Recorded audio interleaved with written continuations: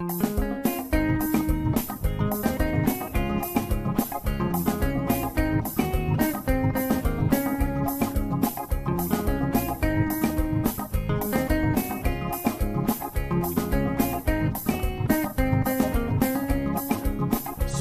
all the time is here with a cold heart true. She's the ears and the eyes for me and you. Every day, everyone want to hear from Sandra. And every time on the air, she's getting better. Tell your sister, tell your brother, tell your mama, call Sandra in the morning and in the evening. They always calling Sandra. And when they start fighting, they calling Sandra.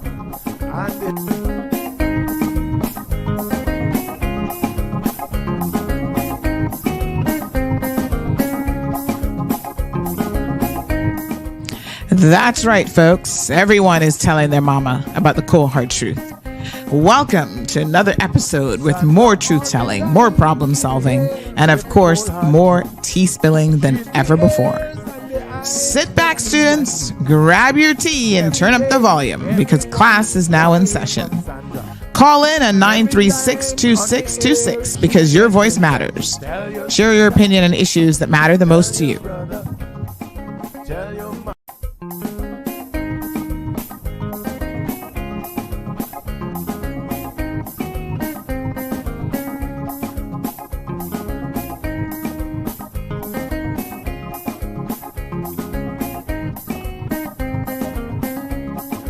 Sandra all the time is here with a cold heart true.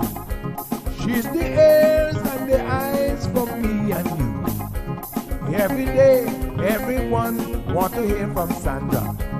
And every time on the air, she's getting better. Tell your sister, tell your brother, tell your mama, call Sandra in the morning and in the evening. They always calling Sandra.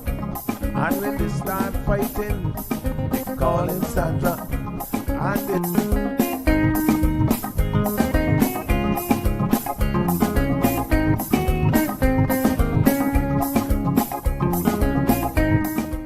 That's right, folks. Everyone is telling their mama about the cold hard truth.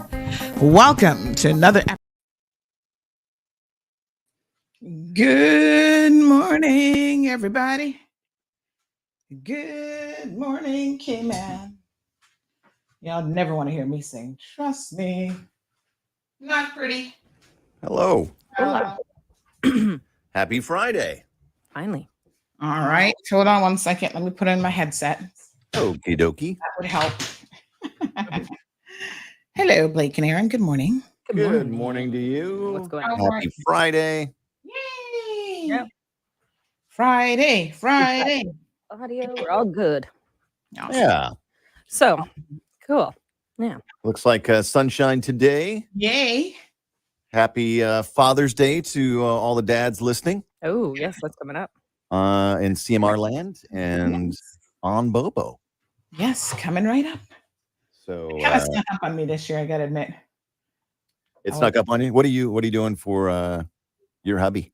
Well, we already had plans to do a brunch anyway for Okay. his friend's birthday. But you know what? He's like the luckiest man in the world. So Being married to you? Are yeah. you sure about that? Yes. Are you sure? Who would have thought it? All right, here we go with some news on a Friday. Here we go. Mhm. Who would have thunk it? Big news. I have some important news for you. Interesting news. It's Blake and Aaron's Spilling the Tea with Sandy. K-Man's top news headlines of the day from CMR. Happy Friday, Sandy. Good morning. Happy Friday and good morning to all of your KISS 106.1 listeners. Happy Father's Day to everybody as well. Yes, coming up this weekend. Mm-hmm. So who would have thought a rat infestation at Clifton Hunter? Oh, yuck. What?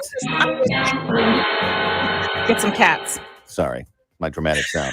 I am just thinking, like, literally, what next? I hate to even ask the question because something will invariably come up that's going to make me just shake my head. Mm. All right, we're going to be keeping an eye on that situation, discussing it this morning, see what further details that we can get. Parents, you're being reminded to pick up your children from school. I was shocked when I saw that the Department of Education had to actually send out this notice. But they've said, listen, try to pick up your kids from the school bus drop-off spots on time, because with all this rain and, inclement weather, they need you to be there for them. Yeah. I mean, who would have known? Yeah. Well, I mean, we always had, when I was younger, we would have someone walk us to the school bus stop. But when we got older, we could walk ourselves. But I mean, I don't know. Yeah. I mean, if you got to pick up, they said, especially primary school kids, which is understandable. Yeah. Please pick them up. Sorry. What was that? Was that a sneeze? It was. Okay. I thought it was the rats from Clifton Hunter. Yeah, seriously. I thought they were. Wow. She's inside Clifton Hunter right now. Bless you, Sandy. Bless you. Thank you. All right. Bless you, my honey child. So Cayman has introduced the in-transit visa requirement for Cuban nationals. So if you're a Cuban national, you want to make sure that you pay attention to this, because they have amended the Customs and Border Control regulations. And basically, you're now going to need an in-transit visa if you're coming through the Cayman Islands. So if you're going to South or Central America and you're on a return ticket, but in some cases they don't return, this is the problem really, you're going to require this transit visa. So, a lot of countries are now doing it, unfortunately, because, there are broader issues there. So we'll touch on that a little bit and kind of explain some more of the finer details. They're also looking at new immigration laws to tackle marriages of convenience, something that continues to be, a real issue. And in this particular instance, the regulations are aiming to address key issues related to marriages and civil partnerships of convenience. So essentially, they say that they're looking to uphold the sanctity of the institution of marriage and civil partnerships. And they've approved the drafting of new immigration regulations, specifically the immigration arrangements of convenience regulations. I know a lot of people listening are like, I wish my marriage was more convenient. Right, Aaron? That's nothing as convenient Right, Sandy? anymore. Yeah, well, I mean, marriage is hard work. I don't know any marriage that's there's an convenient. actual definition. I know a lot of We do people know think what- that every marriage is That's a a marriage with joke. some sort of convenience as I well. know my wife's listening. Love you, babe. It's really convenient. Listen, I think your wife is going to have a chat with you after today's show. I'm sure she's gonna send a text message pretty soon. Oh my gosh. All right. Indeed. Several popular restaurants are closing in the Cayman Islands. This is There it this is. is my final story, but it's not much of a feel-good story. So Bread and Chocolate has closed after Yeah. 11 years. That's sad. Yeah, Steak Social is closing Oh, wow. after Really? 4 years. Yep. For good? And Yeah. Hard Wow. Rock Cafe is going to close after 2 decades. And I love Hard Rock Cafe. I was Yeah, actually, we just did our I'm gonna PTA make- quiz night there. Didn't they I close? know. They closed did, but they before. did different I'm management. going to make one more trip Yeah. there before they close. So I can What have was- Yeah, I what need was- to go get myself some shirt. I love Hard Rock. I have friends that visit, and we love going to all sorts of Hard Rocks around the world. Used to and I'm be a like, thing, it's- more of a thing. I Like still when I was a love it. kid. I still You love get the it. T-shirt from wherever you Yeah. know, Yeah. wherever you go. So, What was the first one you mentioned? Bread and chocolate. Bread and Oh, chocolate. Bread and those Chocolate? already. Yeah, I Yeah. know. Unfortunately, I Wow. got to After post 11 that years. up. Yeah, that's sad. That was a good So- place. Wonk, wonk, wonk. Sorry, I don't have a good news feel story today. I don't know. Well, hopefully Sorry. everyone can find. Yeah, Well, that the was- sunshine, the weather's good news. Looking Yeah. good for the weekend. Yeah, There you go. Sorry. yeah, it kind of left us Some stunned days there. it's hard to find a good news. All right. Leave it to Sandy to make Yeah. you feel like I deeply. I'm going to pick know. up my You're Hard up, Rock you're up. bag. Yeah. Yes, keep your chin up, folks. All right, Blake and Aaron, have a wonderful weekend. Happy Father's Day, Blake. Yep. Thank you. And we'll Same see to you Marlon. Tuesday. All right. Yes, Monday's a holiday. Take Okay. care. Aaron, what All right, folks, I do try my best, and I don't make the news, as I always tell y'all. I just report the news.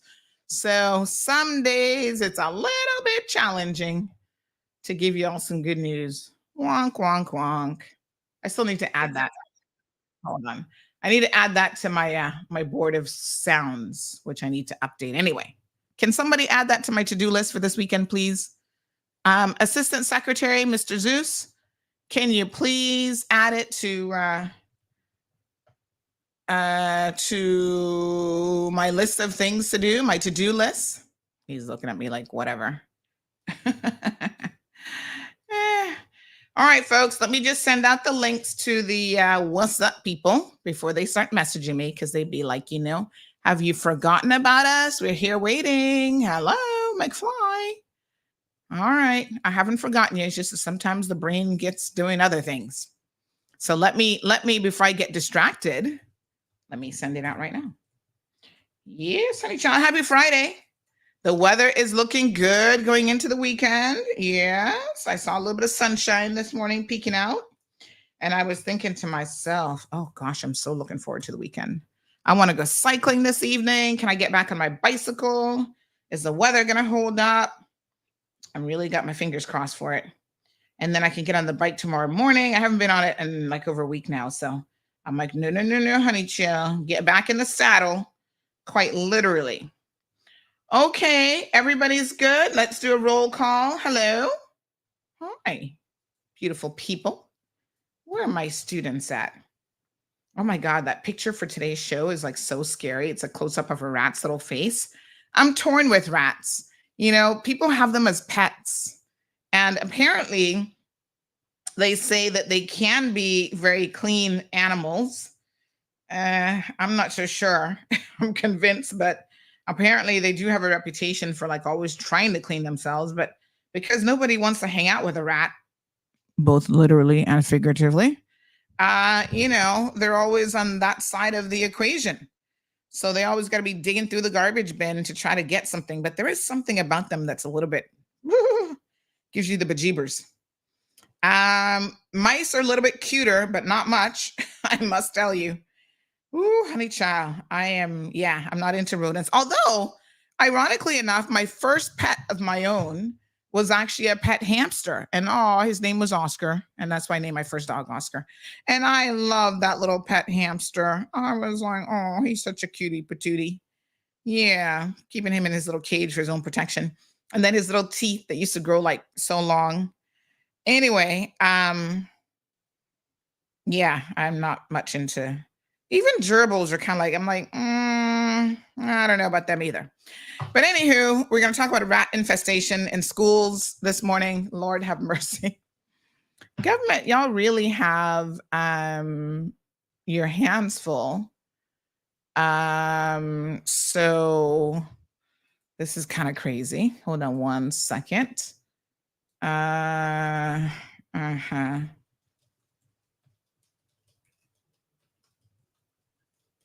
Okay. So somebody said in Peru, guinea pigs are a delicacy. Yes. Ew. Certain things I'm not going to eat too willingly. I mean, if you don't have any choice, like if I'm in the wilderness and nothing else to eat but a rat, I guess if it's cooked and you put some sauce on it, I don't know what kind of sauce you'd be finding in the wilderness, but I'm just saying. Find a way to put some sauce on it, and I might, just out of desperation, but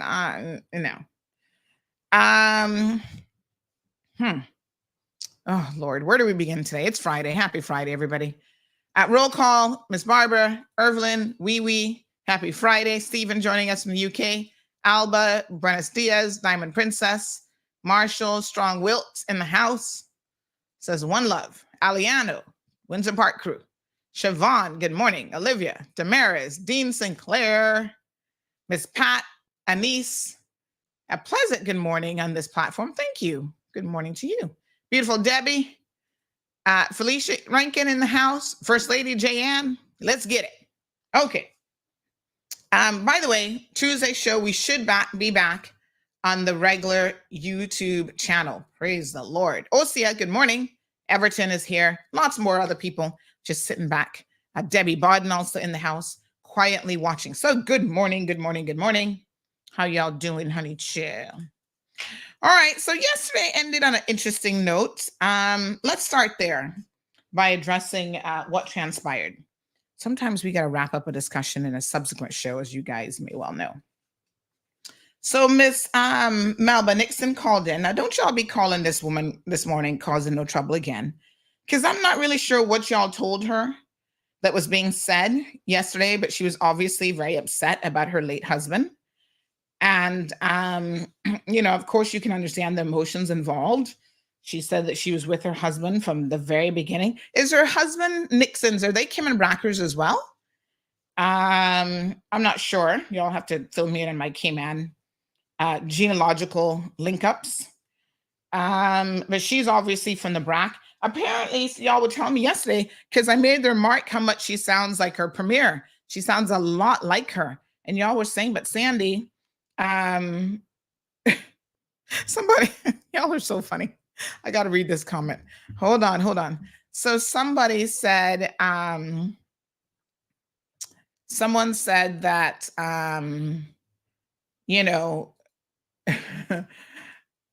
no, I was saying yesterday that she sounds a lot like Miss Julie, the premiere.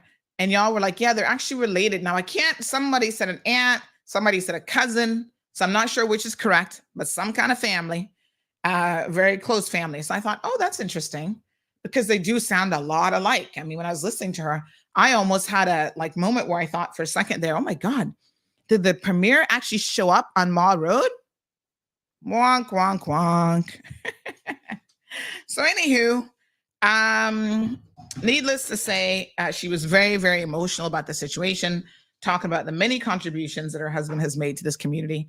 Without a doubt, that was not even up for discussion. As I recall, and y'all, I stand to be corrected. As I recall, nobody had anything bad to say about Mr. Nixon. That was not the conversation at all. Now, I'm aware, some of y'all listening to this program are a bunch of little troublemakers. Y'all are little negative Nancys. And what you like to do is, if somebody's name is mentioned in any capacity whatsoever, y'all go run and tell them, oh my God, Sandy was speaking ill of you. Yeah, tattletales that can't get it right. I'm like, listen, if y'all are going to go tell a story, at least try to get it right. Y'all trying to tattletale on me like I'm doing something wrong. Go get the story correct now. But the beautiful thing about this show is she can always go back and listen herself and hear exactly what was said. No one was really talking about him per se. The broader question is, number one, what's the criteria for changing roads? Initially, someone had said it was Spots Newlands Road. There's still confusion even about what road they're actually even changing the name of. She said she thinks that it's, was it Nightingale or Blue Jay? I can't remember. One of those bird names down in there. And, my position is, if it's a major road, pump the brakes a little bit. We need to really think about this. But somebody said they're second cousins, the premier's grandmother and Ms. Nixon's father are siblings. There you go. That one must have got Brack connections. Get it straight. Thank you, ma'am. Second cousins. All right. So, yes, nobody was talking about her poor husband, but she really got up in her feelings because some of y'all went and told her that. Y'all need to stop causing trouble. Anyway, I had a lot of time for her. Oh, let me turn on the radio. And I just tried to listen. Some of the things that people say and how they express themselves, I try to give them grace when they come from a particular generation. So if you're like 65 plus, I know that you come from a totally different generation. And the way that you even say things sounds a little bit different, right? No, but nobody really wants to, and I mean, there's always a thin line, right? Nobody really wants to hear anybody bragging about the things that them or their loved ones have done over the years. And, it comes across in a very, very different kind of way. And the funny thing is, I mean, sometimes I keep telling y'all, the best thing to do is to have absolutely nothing to say. Because what ends up happening is you try to address a situation and you actually make it worse. So in addressing a situation, you might come across as somebody who's like very entitled. And, I'm not saying much else, but if you go back and listen to the show yesterday, you'll hear exactly what I'm saying. And that you're better than people. And, we're the biggest landowners in this area. And we hosted kings and queens and royalty. And I'm like, who cares, really? I mean, I'm just saying. But again, I give people grace because when they're from a different generation, maybe those things actually mattered to them. I'm not really too sure. To the average person this day and age, we don't care if you're hosting the king of I don't know, Dubai. I mean, let's be clear. So, do y'all a favor. Do yourselves a favor. Don't always be keen to jump onto the program to try to defend a position. Just leave it alone. Everybody has an opinion. Even if people had something to say about Mr. Nixon, which nobody did. Everybody has an opinion. You don't have to like it. You don't have to agree with it. And quite frankly, you don't even have to listen to it. And that's the beauty of it. Don't listen. And those of you who know the woman not even listening to the show, why are you going to try and stir the pot and get the poor woman all up in her feelings yesterday? She just wants to be left alone to do her little gardening. She made herself very, very clear. She don't even listen to shows and stuff like that. Good for her. All right. So broader questions. What's the criteria for road naming? Most of you thought there was a more appropriate way to honor him, and that would be to rename the fire building there, the main building by the airport.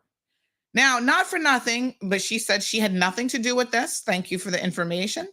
That she understands. Apparently, nobody even contacted her based on what she was saying to us about it.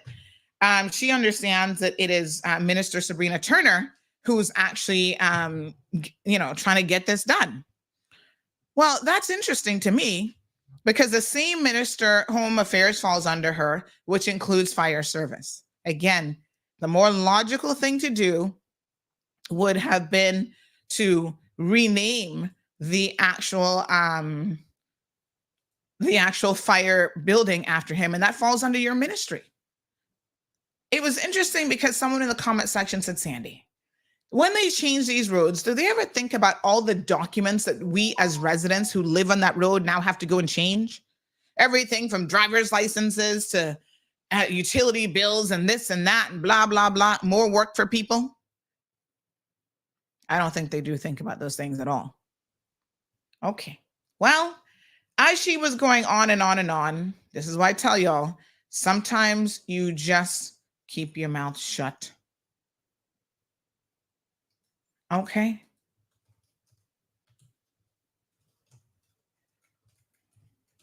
I'm going to ask this person to reword this because they were very, very, someone who actually lives in the neighborhood, who was not the original person who contacted me about this at all, which, by the way, now y'all have poor Miss Melba up in her feelings where she's trying to be on a spy mission to figure out exactly who sent in this information. Oh, I know who it is. It's somebody who's jealous of my husband. Lady, I can assure you, nobody's jealous of dead people. Let me be very, very clear. Nobody can step in his shoes and nobody is jealous of him. Y'all see the mix-up y'all gone and caused with this poor woman? Her pressure probably went up yesterday. Nobody not jealous of him? That don't make no sense. But like I said, when you're 65 plus, these are some of the things that you get in your head and you start to think, and it's really not true.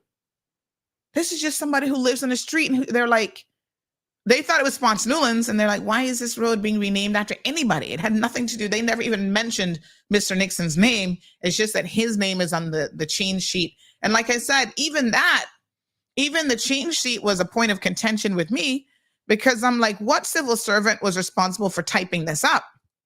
Because surely they could have indicated what street was actually intending to be changed. And they didn't even do that. I mean, get it together, civil servants. I'm just saying. Minister responsible for lands is not Miss Julie in her ministry. Who rubber stamped and approved this sign? And it's posted on numerous light poles. So again, people were confused and they were not actually even sure which street because one person's like, nope, it's on this street. The next person's like, nope, Sandy, it's on this street. So they don't know for sure which street it is. What kind of conundrum is that?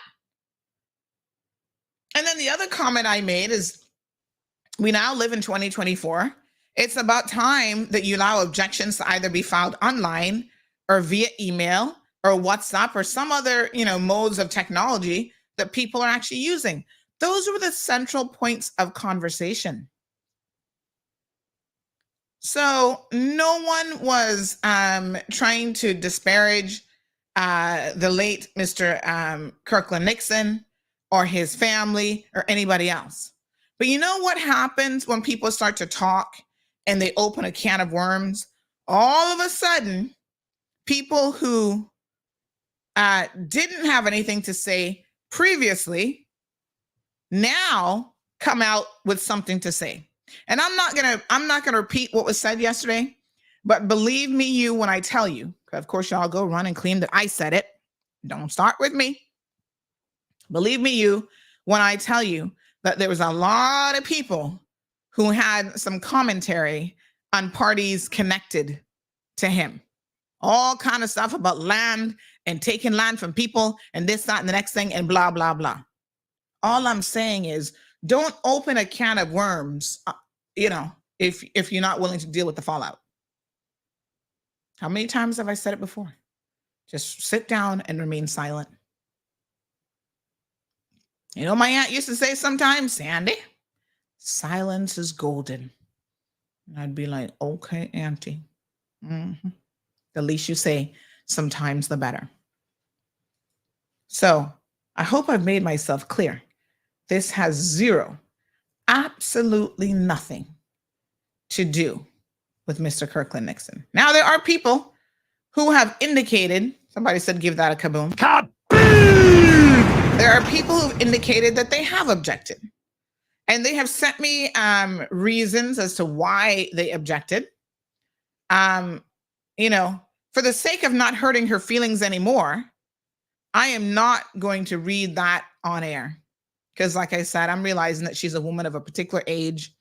And oh God, if she was offended yesterday, believe me, you, if I dared to read this comment, she would definitely be offended. Because this is directed right at, really? You think you did so much? Well, what about my parents? They did plenty too. And the street was named because they were there feeding these birds and da-da-da-da. You don't live in the neighborhood. You've never lived in that neighborhood. So you can talk about land ownership.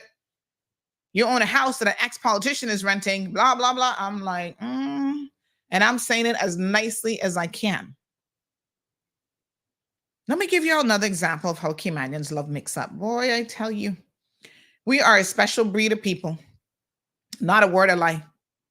You got to, listen, for our foreign national friends who are listening to us, the expat community, we are special. Trust me. And I suppose in the circular way of thinking, it takes one to know one. So you got to know your people. Do y'all know that somebody ran to Dan Scott the other day and said I was talking bad about him? Remember on, what day was that? We were talking about who's running. Was that like maybe Tuesday or Wednesday? We were talking about some of the people that are starting to come out in the political arena and all that kind of stuff. Somebody ran to Dan Scott and said, oh, Sandy was talking bad about you. I'm like, Dan Scott? What do I even know about him? I'm like, huh?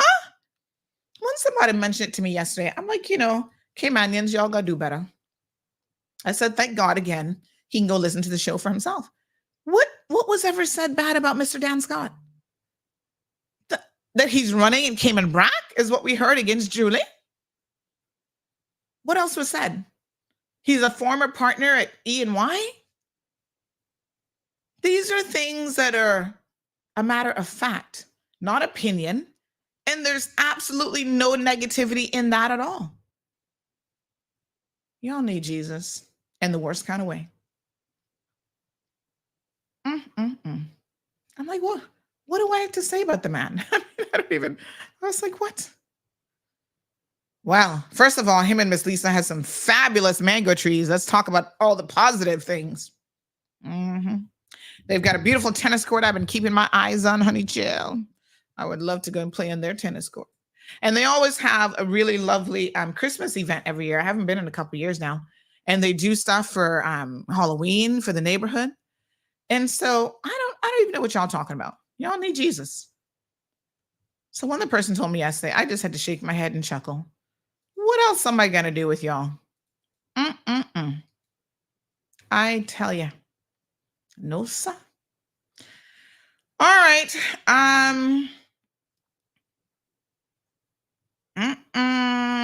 Lord Jesus. Here we go. Hi. Lordy, Lordy. So I'm going to just leave that conversation alone. Somebody said that Miss Melba needs to go check that yard and needs to check the upkeep of the yard. There's rats, snakes, overgrown, nasty, and the neighbors have been complaining. And I know because one is related to them.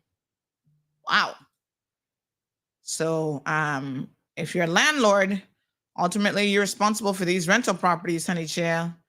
So definitely go and clean up the place.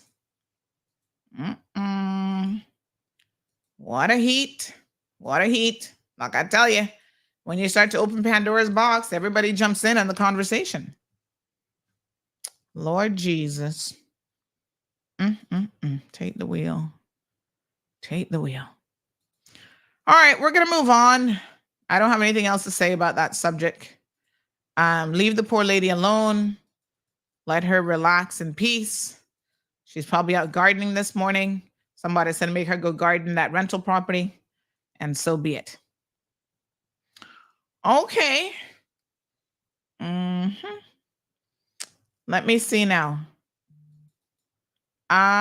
Somebody sent me another picture of Auntie Julie yesterday. I have nothing more to say about this woman and her dress code. I've made my recommendations about, we all need help in different areas of our lives. Like, look at me. I need help with my hair. My hair is always a hot mess. Seriously. That's why I just pull it back in one and kind of just brush it down, honey chill.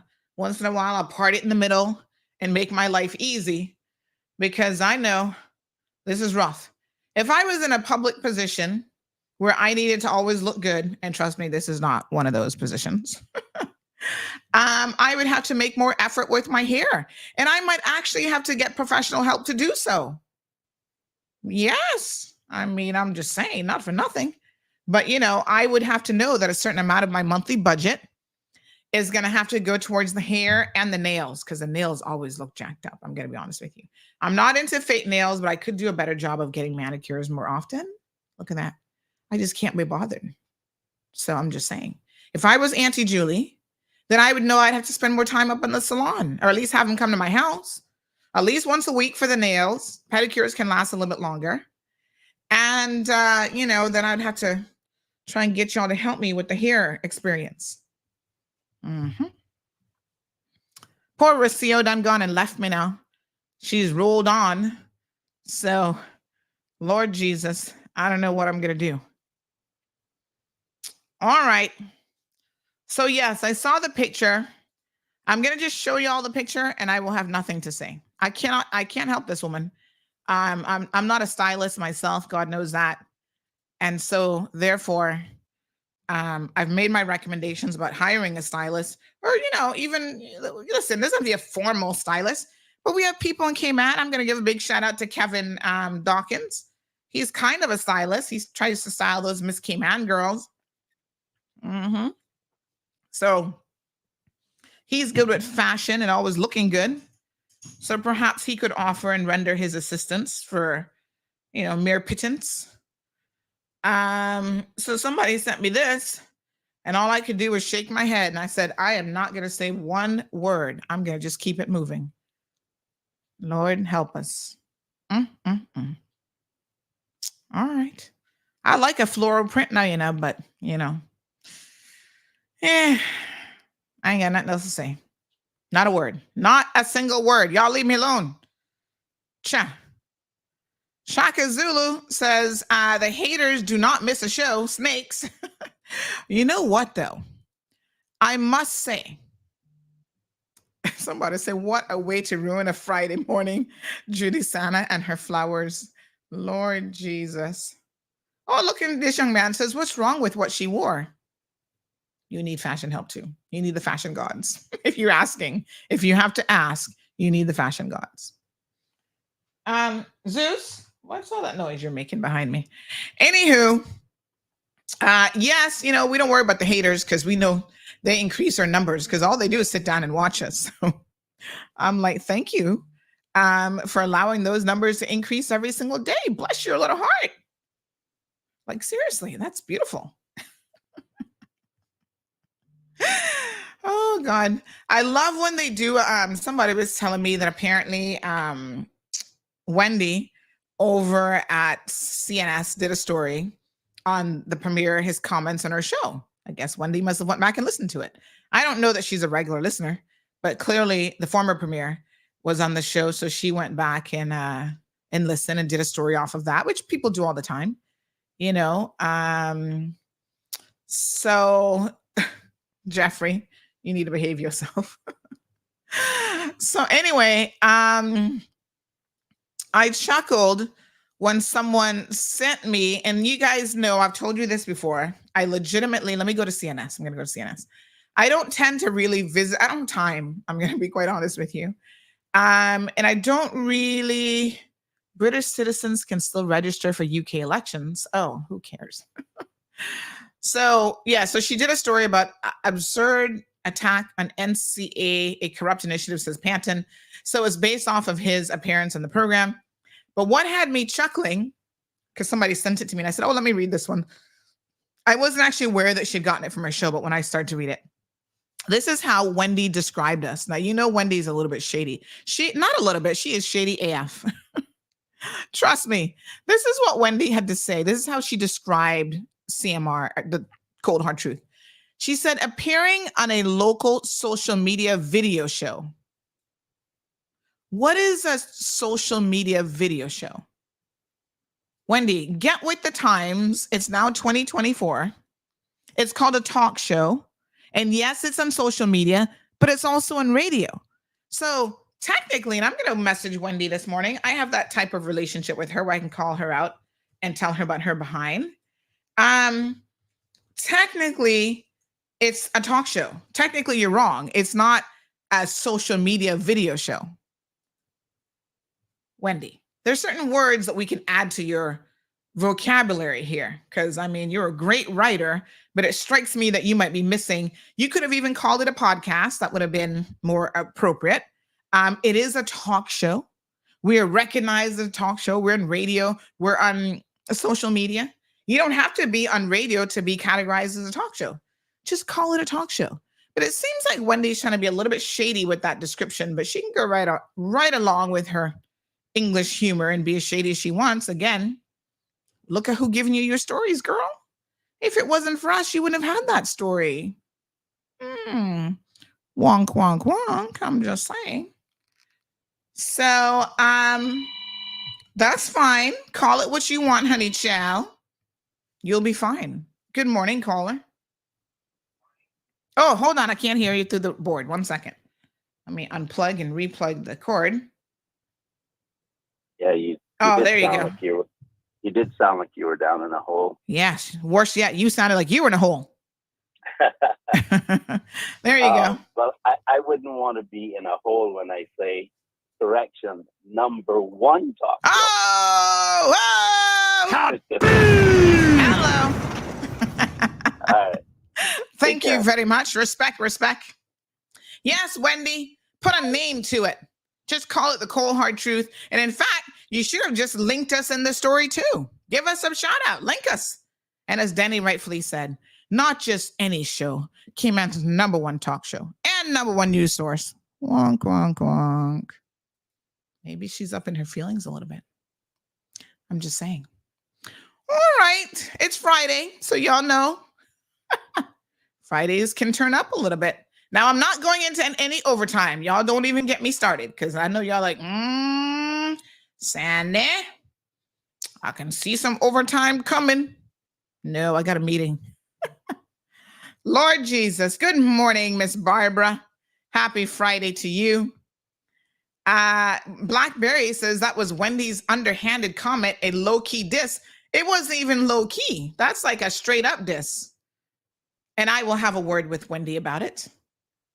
You know, like I said, English people dish you in a totally different kind of way. They dish you, and the all fools be thinking that they be being nice to you. I'm like, no, they're just English. So they're going to say it in a particular way with a particular accent. And so therefore you think, oh, right.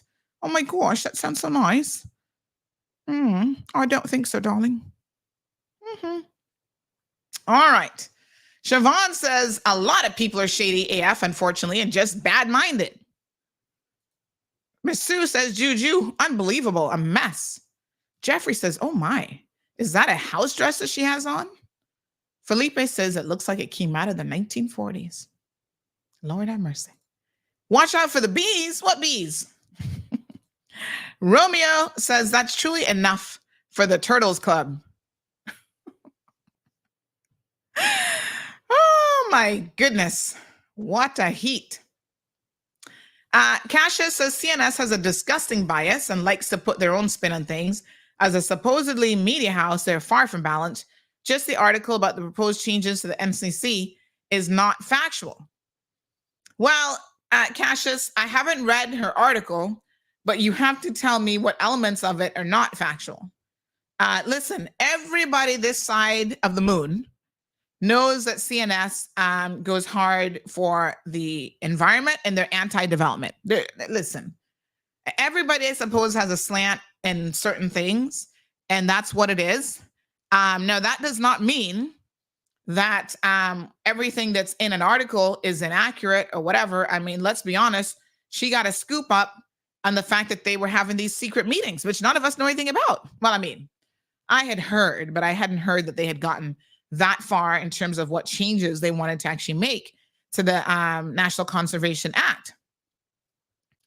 And I can't blame her for publishing the story. You know, if that is what the government is up to, the sooner the people know, the better.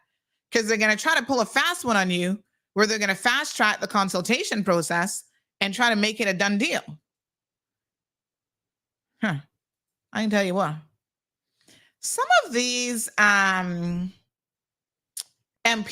are aware of the thin ice on which they skate. And it's so interesting that they seem unable to learn from previous situations and previous administrations. PPM lost last time. I mean, they still got a few people in, but you know, they lost the government last time because of their position on the port. A lot of y'all just had enough of them. You're like, they're not listening to us. We said we don't want a port there in Georgetown. No cruise berthing facility. Cha. What more can you say? We did the petition for the referendum, got the numbers, which, you know, they claimed that they would never be able to get the numbers. Well, surprise, surprise, Alden. The people surprised you. He thinks now that he's still living in the early 2000s when he can basically tell you that he's a demagogue and y'all better listen to him. And, you know, he's going to build that school no matter what. My God. It's going to take an act of God to stop me. Well, no, it took an act of the voters, actually, to stop your behind. So I guess a lot of these people who've been in there 30 years now, they feel like they're at that level where they can do anything to the people. And it's not going to matter. Whether you want it or not, they're going to push things down your throat. But I would like to issue a warning to all of them. And I'm going to say to you, step cautiously, because we're a year less than election. People's memories are not that short, right? You might find yourself getting your little wings clipped because of this issue. And all of you who sit back and talk about, oh, you know, collective responsibility, we can't speak out. Oh, it's only Julie pushing this. It's only Jay pushing this. You try to blame all the other ministers. I'm going to say to you, we're going to hold every single one of you responsible. So that's all I'm going to say. If y'all smart, you know exactly what I'm saying. Miss Pat says, nice, nasty. Oh, that's a good term. I like that. Yes. Miss Barbara said, so sorry to say, but I think the outfit and her hairstyle is very appropriate for backyard relaxation. Backyard? Well, she wasn't in the backyard. No, that's not backyard at all. All right. Shaka Zulu says, ooh, definitely the English background adds to the nastiness of the underhanded description. My English friends, they do it all the time. They just have a way to make anything sound nice. I mean, they're about to kill you. Right, I'm going to take this knife now and just stab you in the back, darling. Oh, you're going to be all right with that. And you're like, oh my gosh, go right ahead. They make it sound so good. And then the accent just totally throws you off. Everton, give me some waiting. I got work today. Happy Father's Day. My brother, I know it's Sunday, but CMR will not be on air. Oh, yes, happy Father's Day. We're going to give a shout out to the fathers a little bit later on. Be careful not to get distracted by what's not important, to not see what's actually going on. People need to be careful when they say only God or an act of God can stop them. The captain for the Titanic said not even God could sink her, and you saw what happened there. Floss, boss, we're on the backup link. We got blocked for a week. We should be back on Tuesday. So go to YouTube. I'll put the link here. Type in, oh gosh, what's it called again? Type in, hold on, let me send you the direct link. Follow that page though, because on occasion we get put in YouTube jail and then, we got to go in the backup channel. So hold on, let me see if I can, Floss Boss. Let me see if I can find your comment. Okay, there, I put it in the, I put it there for you. Trying to find your comment here. I don't know why Facebook, and you don't see it, it's weird, but Facebook sometimes hides your comments. Anybody else notice it, Strong Wilt? Your comment is hidden about Dan Scott. You should give Mr. Dan Scott a call. It's his, by the way, his name is not Don Scott, it's Dan Scott. Yeah. But that one was hidden. And then there's one from Jim that was hidden. The weird thing is, I don't see them on my primary screen as being hidden. So that's weird. But when you go into Facebook, you see that they're hidden. Facebook is hiding them. I don't know why. Because there's nothing in any of those comments that would warrant being hidden, to be honest. So that's a little bit weird. And a lot of times I do not look at the Facebook comments. I'm looking at it in my streaming app. So super weird. So yes, Floss Boss, there's a YouTube link. Where is the DEH inspection? We're coming to that. I'm assuming you're talking about the rats. Cassius says, came managed to emotional in their decisions. CNSK owns, oh, is that supposed to be knows that, so hence the scaremongering about changes to the law. Published facts are important for people who analyze them first, judge from there. So where are the published facts? Don't worry. We got some facts coming to y'all about this situation. All right, Nat B says the government is tone deaf, especially after the flooding that took place, which can be contributed to overdevelopment. Good morning, Miss Lavana. How you doing, honey child? Miss Lavana up in the hospital, poor little thing. We're gonna be praying for you.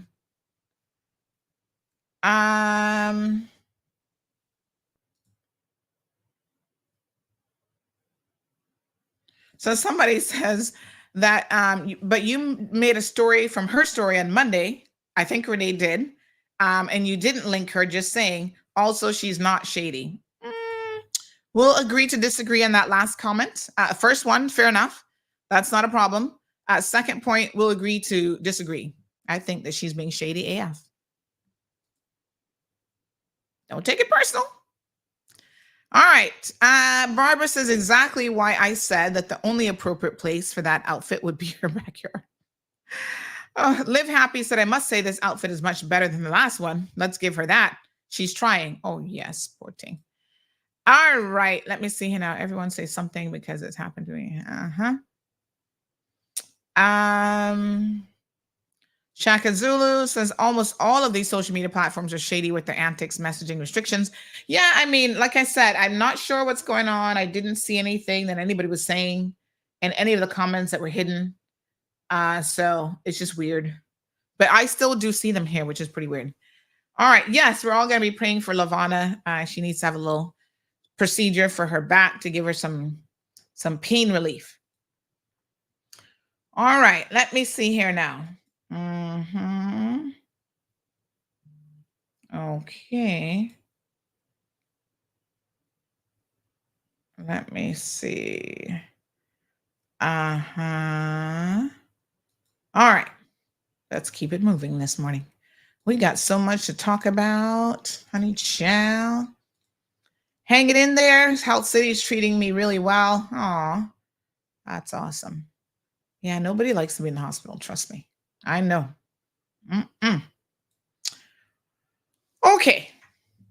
So, facts are important. Cassius, you're absolutely right about that. And we are going to be bringing lots more discussions and lots more factual information about these proposed changes to the National Conservation Act. The funny thing is, there's a lot of jurisdictions around the world, regionally, Jamaica and other places, who have their equivalent of the National Conservation Law or National Conservation Act legislation. And by all standards, people will tell you that what we actually have in place currently is dismal compared to what other jurisdictions have in terms of environmental protections and what is required for developers. Someone mentioned yesterday, Port Zeus is on the agenda again. That's Frank Schilling's new development in Cayman Brac. Another person said he needs to find funding to go forward with it. I don't really know all the logistics of that side of things at all.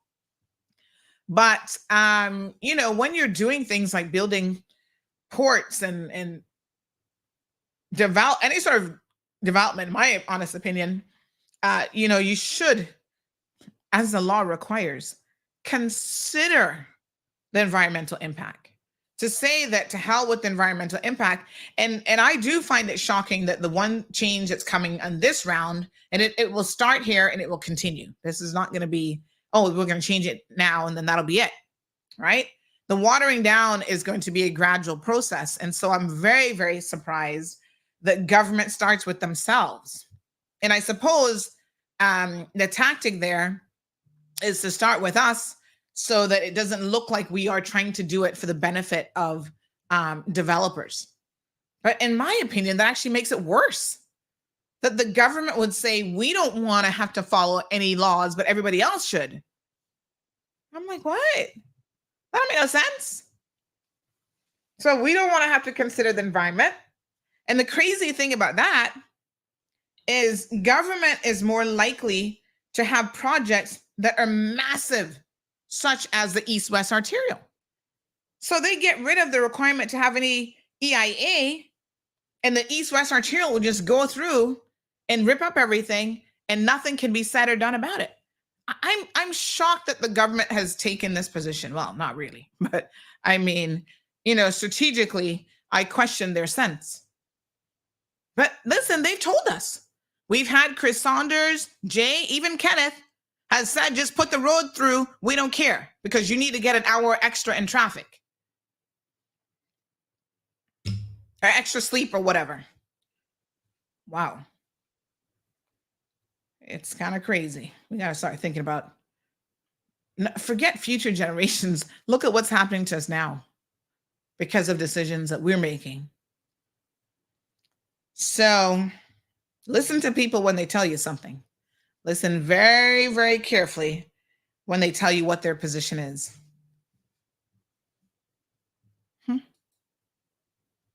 Let's talk about rats and rodents now, honey child. All right. Okay. Y'all still circulating this fake news post about high security notice. It's just fake. Don't send it around. So, good morning, neighbors. I just saw this message in the Bodden Town Chairman's group, and I'm sharing as it appears that this behavior by some persons has resurfaced. It's not true. First of all, when y'all forward something, you gotta pay attention to what it's saying. We don't have an internal affairs division of anything in government. So this thing has been circulating. We've sent out several notices. We actually posted something on social media about it, saying stop sharing this. It's spam. It's not true. This is ridiculous. Please be aware that there's a group of people going door to door pretending to be internal affairs employees. But we don't have an internal affairs unit. So who's internal affairs? What a hot mess. For the upcoming census, we also don't have an upcoming census. So what does it say? They steal houses? Can y'all please learn to pick sense from nonsense? How can you steal somebody's house? By showing up and what? With a biometric machine and list of names? They show the menu and ask for all your information. Please note that this is no such initiative by the government. But ask yourself the question here. How would that steal your house? Do you know what's required to do a land and property transfer in the Cayman Islands? Right? Well, I can tell you that this ain't it.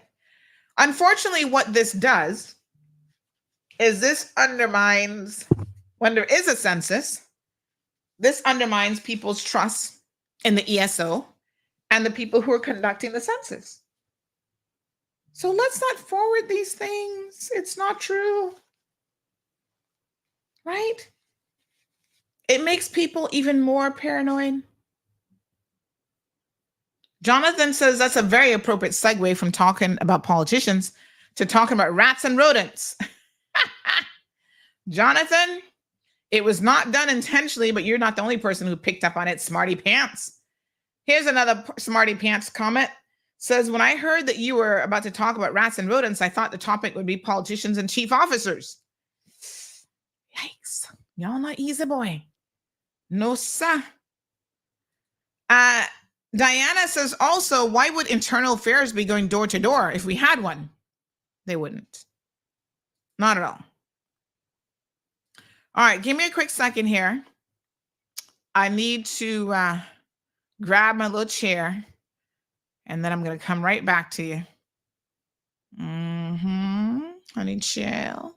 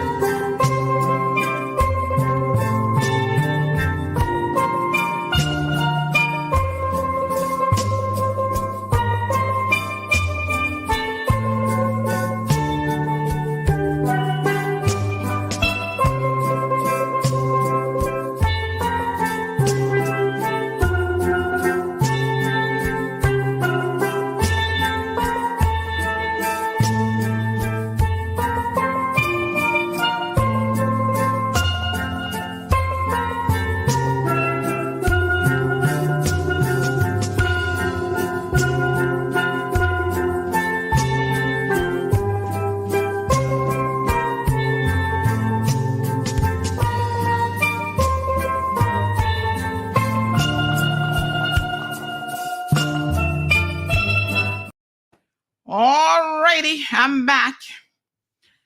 Let's talk about some rats of a different kind then. So I was rather shocked and surprised. I got me a bowl of cherries here, by the way. This is breakfast today.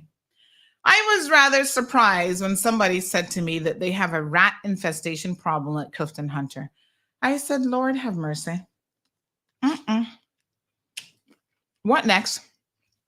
I mean, I don't know what to say. I am legitimately like, I had to ask the person, are you sure that we're talking about like rats? Not like, I don't know, pretend rats? Like, what the heck? This is what the person said to me. Do you know that there is a frigging rat infestation at Clifton Hunter? I've never seen a rat before in person. Girl, you lucky. You've never seen a rat before? In person, and my child has to see them at school. They, the school team, are trying to manage it, but it's around the school. DES facility management needs to do better. Really seems like they don't really care about these children. My first response was like, what? Rats? Let's back it up a minute here. I don't think I heard you correctly. They said, yep, my daughter has been telling me all about it. I almost fell out of my damn chair. I plan to call the school to find out what is going on. I was like, so she's seen rats. Yes, in 2 different classes, like inside the building. Oh my God. How is that possible?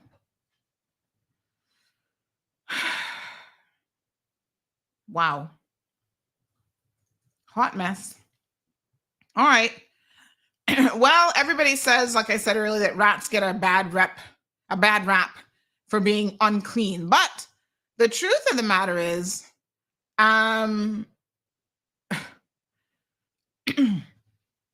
they tend to follow trash because that's like a free meal. So I thought to myself, really? Is that right? How do we have rats in the school? So, I got to check my sources. So I reached out to another source and I said, I'm hearing that there's a rat problem at Clifton Hunter. I mean, first we got rid of the mold finally and the horrible carpet. Maybe that's what was attracting the rats. Who knows? Now we have a rat problem inside. Well, the person confirmed, yes, there is a rat problem and they're trying to do something about it. But they said, I'm going to blame, this one had me kind of chuckling. They said, I won't put this on DES, that's Department of Education Services. I put it on the children and Juliana. So, I had to think for a second here now. We can't be blaming Juju for everything. So I was keen to read what Madam Juliana had to do with a rat infestation problem at Clifton Hunter. I'm thinking y'all can't be blaming her outfits for the rats now. That's not logical. So let's see what this explanation is. And this is the explanation that was given. So they're putting on the children and Juliana. Why the children? Despite our efforts to get them to do better, the children litter all over the place. They throw their food everywhere, leave behind their snacks whenever they're sitting, and don't listen when we tell them to throw away their food. I witnessed one girl the other day take her milk carton and was squirting it on the floor. Don't know why. Ooh, these children are nasty. That's a whole other issue, but we'll talk about that too. Why Juliana? Because she made all the food free. So naturally, because the children don't have to pay for it, they don't value it or appreciate it. Do they play with the food and they're nasty and leave the food everywhere? Even if the food spills accidentally, they don't feel like they should pick it up and leave it right there. It's not just rats, it's also roaches, bees, and higher than normal number of chickens. So on that one, I blame Juliana and the children. Well, I'm not going to blame Juliana for this. I'm going to blame those nasty children. And you know what? The school should make them, what do you mean they don't listen to you? I'm at a loss for how these young people don't listen to y'all. Have custodians to clean it up. The children must learn to clean up their own damn space. Yes, you have a cleaning crew that comes in later in the day. And to be honest, the debris shouldn't be left there overnight. You always have cleaning crews that come in after class. So if it's during the day, I don't think that that's enough to make rats want to come in all the time if it's being properly cleaned. So what's the issue here? Children need to pick up after themselves. You know, this is a mistake that we are making here in this country. We are raising children who are rude, have no manners, they're entitled, and they are just like the worst little I call them hooligans, but you can call them anything that you want. I mean, I couldn't imagine being so nasty with your food, dropping stuff on the floor and whatever, and not cleaning up yourself. It starts at home. That's your biggest problem. You've got children coming from environments where no one is teaching them. I mean, just the other day, I said to my daughter something, I can't remember what she did. And I said, you got to clean that up. I said, cleanliness is next to godliness. She had no idea what that means. She's like, what does that mean? And I said, well, it's a saying that means is demonstrating how important being clean is. Because the most important thing in life is you're a godly person. Right next to that is cleanliness. That's what my aunt always used to tell me. Cleanliness is next to godliness. So in other words, you better be clean. How is it that y'all are raising children that when they get to Clifton Hunter, which is the high school level, they don't know how to clean up after themselves and they're not taking pride in their environment? That's on us. Have y'all ever watched these videos of these little Asian people, Asian children, like in Japan and stuff like that? The Japanese are known for being, as a country, very clean people. They go to World Cup events. Afterwards, they pick up all their trash. You see them sweeping. They're not waiting like, oh, yeah, you have cleaners to do that. They do it themselves. And everybody's always in awe. The Americans like, oh, my God, look at them picking up their own trash. Heaven forbid that you should pick up your own trash. But as a society as a whole, we have got to admit that we have some nasty people around the place. That's why our environment looks like you know what. Good morning, caller. Good morning, Sandy. That is the mentality of a gut-ill parents. Well, apparently we got a lot of them around the place. But you know, the thing that you know, how can you blame Julie? Julie might not be the nicest person in the world, but how can you blame her for what's going on at the school when the children are doing this? But it all boils down to what they're taught at home. Yes. And parents got to stop blaming the world because of their downfall. If you do not teach your children discipline, then the children is going to continue into their older life and then become criminals. That's why we have so many dysfunctional families here, children that can't even focus on anything besides crime. It really bothers me when I hear people, you know, blaming other people for what would it take for the children? But the children is not going to do it until the teacher put their foot down and say, listen. But a lot of teachers are afraid of the parents. Mm-hmm. You know, you go to these we call them reporting sessions where you meet meet the teacher and you find out what's going on, you know, with their and the children. I remember one man that comes to my mind, the Cardinal da Costa. When his children he was so dysfunctional himself. He was blaming the teachers at the school because his children went to, and he said, well, the teachers got to do more. Well, you have to help set up. First of all, if you have a house and you don't have a foundation for it, then you have nothing. You can't build the walls without blueprints. Yeah. You know, it's really sad, and it's not going to. That is not going to get any better. What the children need, what the teachers need to do is to call the parents. Our teachers, parents, call in and say, "Listen, this is what has been happening. You have to work with me to help the children do better." But they're not going to do any better, because the parents are not doing any better. Absolutely. Well, it's so sad that we become, some people have this ghetto mind. We didn't have that when I was growing up. We grew up loving each other, but now the parents out there, you can do what you want and don't care. It is sad that we have become have this attitude that everybody's supposed to be helping me with my family. Charity begins at home. Thank you, Mr. Dexter. Oh, okay then. Thank you. Well, the level of nastiness apparently knows no bounds. Someone sent me a picture just now. Look at this from breakfast this morning. Okay. You see, I think that a couple things are happening here, and I'm going to make some recommendations. Yes, it starts at home, without a doubt.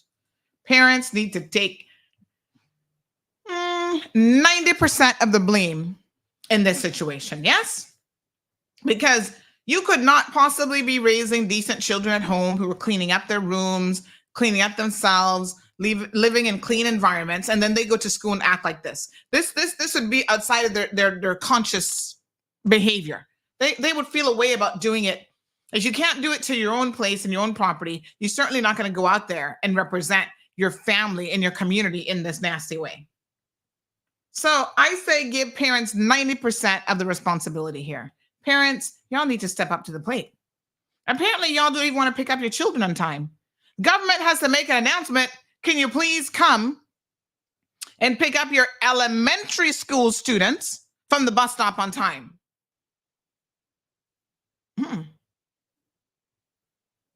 It boggles my mind. Y'all want government to what? Drop them at the front door? The day child get kidnapped, then y'all be like, oh, well, go pick up your children. Meet them at the bus what time you're supposed to be there at the bus stops. Nothing but slackness going around this place. Trust and believe me, I'm so incredibly shocked. Look at this. We need a whole change of mind. Look here. From breakfast this morning, this trash is right next to this. The trash can is right next to this. So children are going to throw this down on the ground. Y'all still got carpet up in that school? That's not carpet, though. Tell me that's concrete. They're going to throw it down on the ground, and the garbage bin is literally right there. Now, y'all need to take responsibility for this. Every single parent, if you have a child this morning that goes to Clifton Hunter High School, y'all need to be having a conversation with your children. I guess it's too late now. They're all in classes, right? So they can't listen to the cold, hard truth. Auntie needs to have a word with you, little children. Y'all have got to do better than this. This isn't the world that we can be growing up in where you can just throw down your trash anywhere you feel like it. We have to take pride in our environment. We have to take pride in ourselves. Some of these people go out in the world. You see them looking good. They put on makeup and hair extensions and bubba extensions and butt pads and all kind of stuff. But like my aunt used to say, see me and come see where I live. Two very, very different things. Huh? You walk into the environment, it looks like a pigsty. We have got to adopt a very different mentality as an entire community, but it starts collectively in the homes. Teach your children to pick up after themselves. There's a lot that they can do. I have a 7-year-old. She likes to go use her towel and throw it on the bed. I'm not touching that. Pick it up and hang it where it's supposed to go. You have a towel rack for it. I'm like, pick it up. What are clothes doing on the bed? They're either clean clothes that need to be in the closet, a drawer, or if they're dirty, in the hamper. There's certain things that I'm just not doing. Only one person around here I'm going to be cleaning up after, and that's Zeus. And even to him, certain things I'm going to be like, pick up your own toy. He's an animal. Sometimes we like to go walking, and he likes to take his toys outside. I tell him, no. I make him stop by the front door, and I said, drop it. And he knows what drop it means. Because when he takes it outside, and he drops it on the lawn or wherever, when he gets tired of carrying it in his mouth, when we're coming back from the walk, he doesn't want to pick it up. And I'm like, no, then don't take it outside. Leave it right inside. Teach your children, folks. If I can teach a dog how to listen to a few commands, surely y'all must have some control over these children of yours. But that leads me to the bigger question of what are the parents really doing? Because you can't have nasty children and accept that kind of behavior if you ain't nasty yourself. I'm just saying. We have a much bigger problem here. Too many of you adults are actually nasty and not keeping your environments halfway decent. That's why your children have the audacity to go in public and litter, because they do what they see. They see you guys throwing stuff out the car window. They see you in public places walking by trash, and you don't even say, oh, wow, let me see if I can pick that up. Get a little tissue and pick it up and put it in the trash bin. They see this type of behavior and they think that that is okay. Hunter says he's going to blame the schools. Well, Hunter, it starts at home. Before you even get to school, you start learning your life lessons from home. Have you noticed that on this program, I quote and talk about a lot of life lessons? You will hardly ever hear me attribute those life lessons to a teacher. Have y'all ever noticed that? It's just an observation that I'm just realizing myself. Who do I talk about all the time? Aunt Lottie. Because she was my parent raising me, and it was her responsibility. Not some teacher. Teacher who I don't even remember half their names anymore. Aunt Lottie was the one to say, pick that up. Cleanliness is next to godliness. You can't live in a pigsty. You got to do this. You got to do that. It starts at home. So I'm sorry, Hunter. I cannot put this on the schools. Like I said, 90% parents, we're going to talk about the 10%, which we'll put on the schools here in a minute. Person just said that parents are children's first teachers. And I absolutely agree with that. 1,000%. Let's look at this by contrast. Thank you to the astute listener. Heard me talk about Japanese children. Look at what they learned from day one.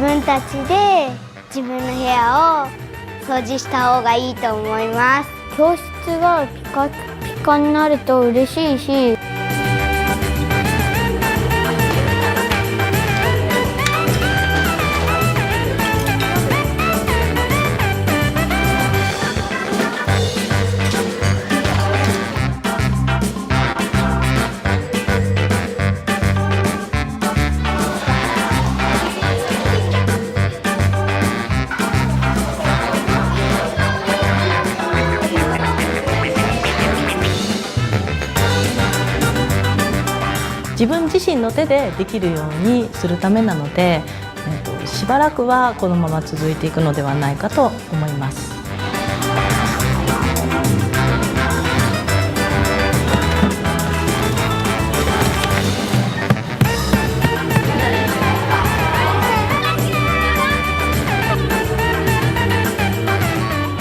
たくさんの人といろんな場で食事をしたり、物を片付けたりっていうことが大人になるとありますよね。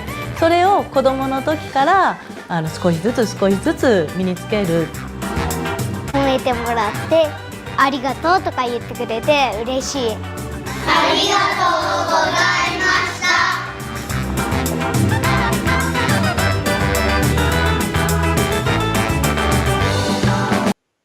I mean, look at that.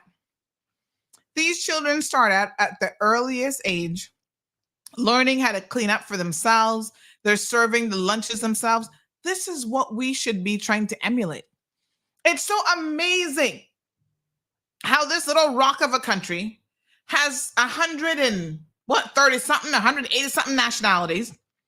But the one thing that we always want to pick up on is the worst of the worst. We never want to adopt the good behaviors. Why not? Listen, from reception, this should be part of the curriculum. Now, education, let's talk about your 10%. Anybody out there listening from education services and the Ministry of Education?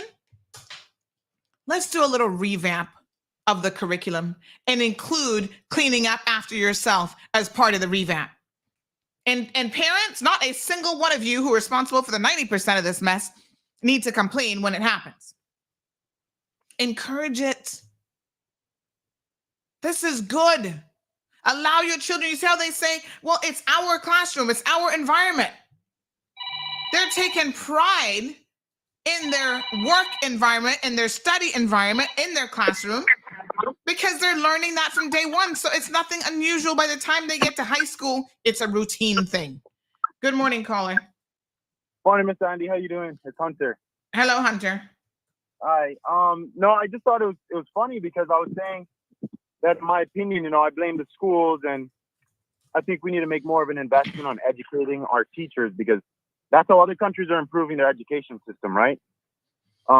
So if it's a problem at the school that, the kids are making a mess, I think it's important, yes, that the school takes the responsibility to teach the kids about, cleaning up after themselves. And I just thought it was funny that a lot of people disagree and they like to blame the parents, but then you showed a video of a school in Japan teaching the kids how to clean up. So, that goes to show that maybe the school is the right place to teach the kids about cleanliness, because it's not only is it an educational thing, but it's a social thing. When they see their friends cleaning up and, their other classmates cleaning and learning how to clean, it makes it more exciting, more fun. And it helps them feel more socially accepted. You know what I mean? So I think we really have to understand too that our public education has been neglected for years. So again, I believe strongly that it comes down to training our educators, and a lot of the responsibility needs to be held in the schools, because with today's cost of living and the way that we're living in Cayman, what parent has time to go home and fight with a child every single night about clean up this and clean up that? Even as a child, I was guilty of leaving my clothes on the ground, and my mother would come and tell me off about it, but that didn't mean I was out on the street throwing out garbage. You know what I mean? Because I was taught these things in school. You learn about the environment, you learn about the importance of littering. So let me ask you a question. Did you go to private or public school? Oh, I went to private school, actually. Okay. I was very, very lucky, right? But that's my point. I went to private school where the teachers were actually trained properly. They all had a high level degree of training, and these are the important things that we learned about, is keeping clean. The cleanup song. I don't know if they had the cleanup song in public school here, but clean up, everybody clean up. And that was a class effort for everybody to get up off their ass and start cleaning the classroom.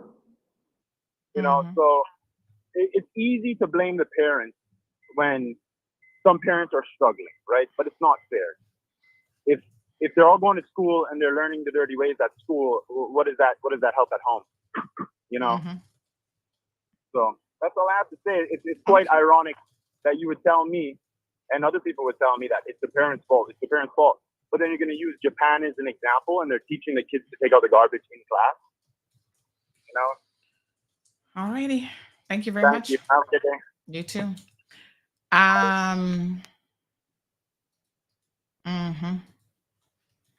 All right, so let me try to see if I can explain this a little bit more, because I do think something was missed in translation. This is my position. It all starts at home. The schools have a part to play. That's why I say I'm going to give parents 90% of the blame and the schools 10%. Okay? Now, if I'm going to give the schools 10%, the focus on solving this begins where? With the 90%. When you're looking for resolutions, you start with the portion that takes up the most responsibility or the most blame. Now we're going to talk about, rightfully so, how the schools can help support what is being taught at home. Good morning, caller. Good morning, Sandy. Good morning, my dear. How are you? Not too bad. Yeah, great topic this morning, cleanliness.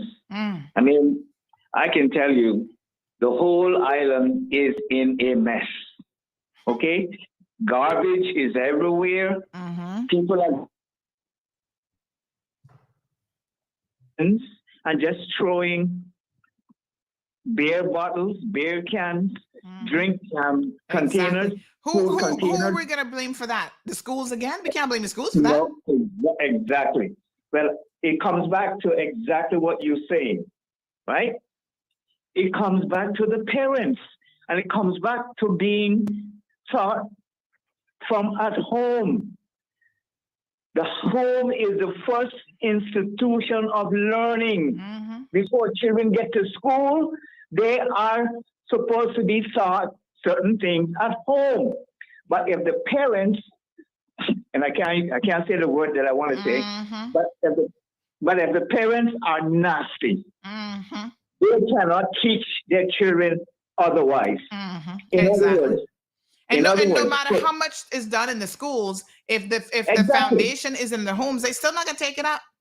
Exactly. So in other words, if there's a parent, and whether it's two parents or a single parent, right? If you do not tell your child, or if you have to tell your child that they've got to pick up their toys after they finish play, or they can't walk in the house and kick their shoes and leave it in the middle, in the living room, or put their school bag on top of the couch. There are certain places for certain things, and children have to be taught from an early age to be responsible. Otherwise, it falls back to the onus of the parents. So what this guy Hunter is talking about, I'm going to tell him he's a pompous ass, because it starts with the parents at home. Quite simple. I am a parent. I got children all in their 40s, right? And then I've got children, I got grandchildren. And let me tell you, this is how we train our children. Mm-hmm. We train them to be responsible. Yeah. We train them that they must have chores. So in other words, you don't come home, kick off your shoes, kick off your clothes, leave them on the floor, and then when your mother or father come home, your mother or father got to pick them up. No. Exactly. You are going to be penalized. Yep. Right. Thank you, caller. I appreciate it. We do have another caller in the line. Good morning, caller. I couldn't help but join the conversation. I completely disagree with Hunter. I think he's a little off the deep end. It is not a teacher's responsibility to teach your child the basic fundamentals of cleanliness. Exactly. It is not their responsibility. While in school, I think it is their obligation to make sure that that child remains, granted that they came there that way, neat and tidy, and that they should, I guess, instill in them that, keeping their books tidy, keeping their classroom area tidy.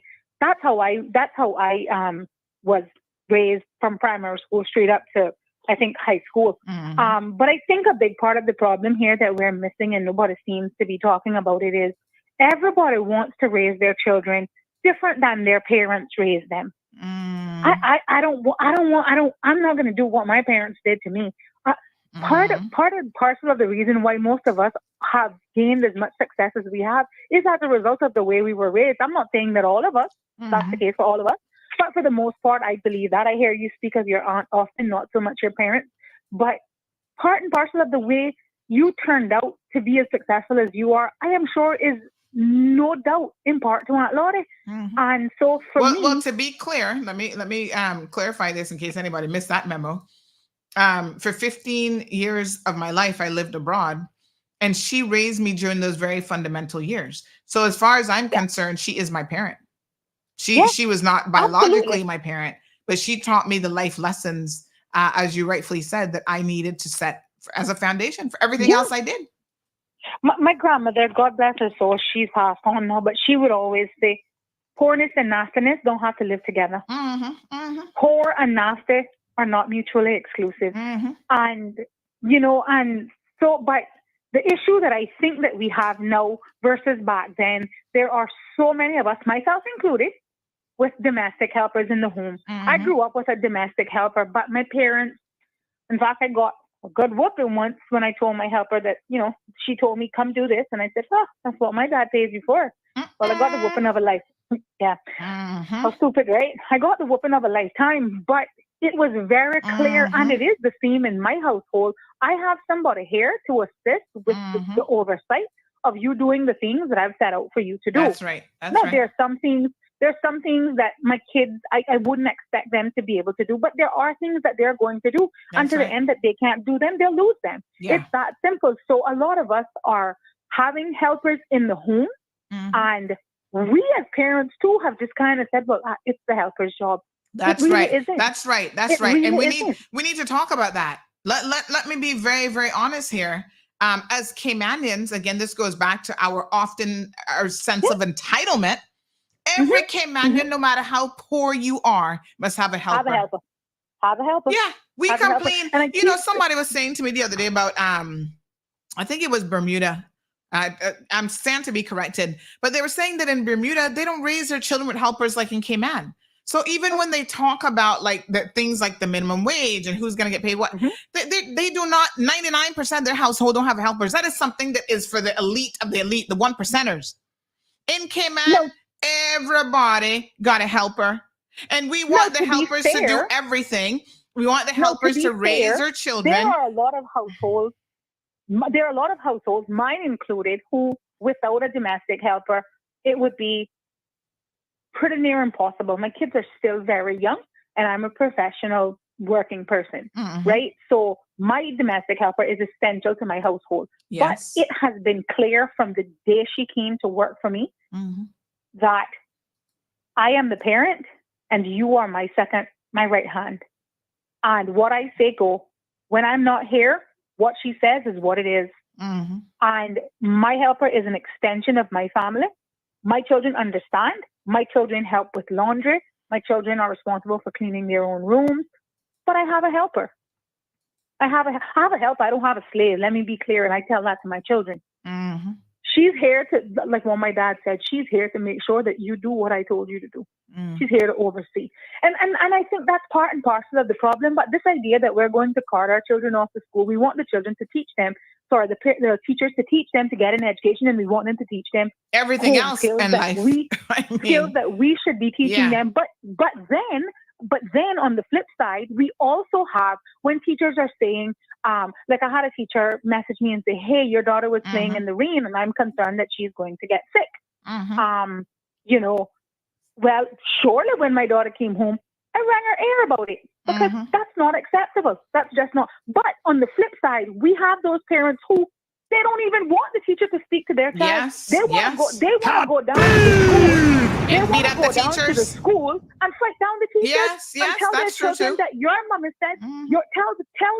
Tell Miss Sandy that your mom has said to go suck which part of her mother and don't effing make me. What in the world? Like I said, the parents need to take 90% of the blame.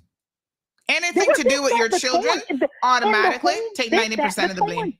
You set the tone for the way your children. I believe that your children will do and say some things out of your presence that they wouldn't dream of doing within your presence, right? Yeah. But if you have set the tone and the pace in your home, chances are they just don't run out. And if this is the norm, that just as an example, that when you take the school bus, you get off at the top of your street and you walk your backside straight to your yard. If that is the norm, it is highly unlikely that your child can be, as my grandma would say, inveigled to go and do something else. Yeah. Right? I mean, they are impressionable and their brains do not fully develop until age 25. And that's why, again, parents need to be cognizant.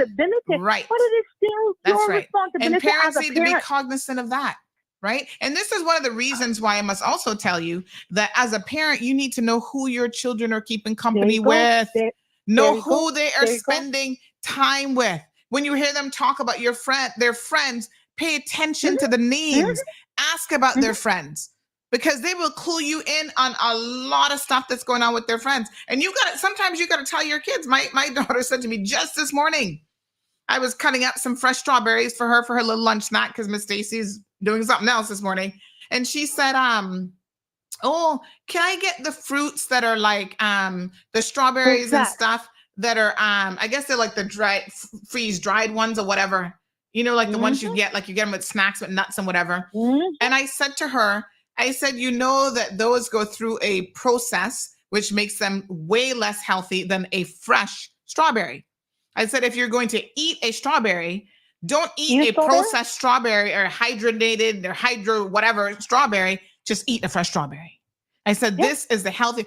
Oh, but my friend so-and-so has these snacks. And I said, that doesn't mean that it's healthy. Just because your friend is eating it, and I have no control over what she eats, but just because she's eating it does not mean that it's healthy. So, your kids will talk to you. You need to listen to your children. You need to engage them in conversation. This is why now when it comes to parenting styles, this Caribbean mentality of don't speak till you're spoken to and you're less than a human and whatever. Like some people really, put their children down. I don't believe in that foolishness. I believe in listening to your children. Children are small adults. Yes, have conversations with them. You're raising them to be small. You're raising them to be adults. They're not small adults. They are children, but they have opinions. They have a mind. They're figuring stuff out. They're thinking. Sometimes they misstep and sometimes they get it wrong. They don't have experience. But here I am, a 50-year-old woman talking to a 7-year-old. How can I judge her based on my standards in life when I've had 42 years of experience on her? A whole lot of life experience. Yeah. A whole lot of life and experience. That's another reason, just to segue into something else, that's another reason when we talk about predators in our communities who like these little young girls, the reason why they like them is because they're easy prey. They are impressionable. They don't have the experience that comes with life. And I'm very disturbed in our community when I hear big adult children. Remember the one situation with Mr. Webster, who went to jail, and the children, adults in our community was like, oh, this little child, was she recording him? She knew what she was doing, blah, blah. The child is like, 13, 14 years old? You gonna compare her? You said the operative word. It doesn't matter. She is a child. Full stop. Yeah. End of discussion. But how can you compare her to 50-something, 60-something-year-old man with all these years of experience, a narcissist, conniving, and all this kind of stuff to a child? Well, I don't but even this is the mentality of a conversation. lot of people in our community. Thank you, Colin. Like I said, I'll leave you there. But parents are largely to blame for a lot of what we see going on here. And my dad and my parents would always say to me, their parents and your parents are not the same parents. So I don't care what their parents do. So and that's just it. Yep. So I'll leave you there. Thank you. And but like I said, the interesting thing is, Lavana says, I always told my kids not to come home and tell me what the others have, especially if it was material things. You know what? I don't mind that. And I'll tell you why. Because it gives you some insight into, number one, what your children are being exposed to, what they're thinking about, and how they are potentially being influenced. Never tell your children not to tell you anything. Right? I know what you're saying, Lavana. I get it. Like, I don't want to hear that. That has nothing to do with me. I understand the point that you're trying to make, but let them tell you. Because in them telling you about it, you are then able to have a conversation with them. And that conversation is important. I've had my daughter tell me a couple years ago, oh, Mom, like we have such a small house. Like our house is so small, like we live in poor. And I had to have the conversation. I'm like, Gianna, there are people, you've never seen poverty in your life yet. You haven't experienced it for sure. And you've definitely never seen it. I'm like, a 4,000 square foot house is not a hut. It's not small by any stretch of the imagination. Are there people who have homes bigger than ours? Yes, there are. Double the size. I don't know what they got out there. Triple the size, maybe. But still, you're not poor. So have the conversation with your children. Listen carefully to the things that they say. Every single day you have opportunities to interact with your children. and to enforce and reinforce your values. The problem is a lot of us as parents don't even have the values that we need to be enforcing on our children. That is a broader conversation in the community. Not parents nasty themselves, if truth be known. So how are you going to teach your child to clean up after themselves if you yourself don't even do it? We need to rethink this concept of helpers. I completely agree. They're not slaves, right? They're there to assist you in managing your household. Sometimes that means picking up after you, picking up after your children, but there's some bare minimums that you should put in place. Come on now. I love that anytime Gianna's home, even sometimes she claims she's sick and she's at home. Oh, she wants to help Miss Stacy. Oh, I'll get the vacuum. Miss Stacy, can I? Because at that age, you see, they still think cleaning is fun. That is why you instill it at an early age. You don't wait till they're 15 years old and be like, oh, now you got to learn how to clean up after yourself. Because now it's a chore and I'm like, why would I want to do that, Mom?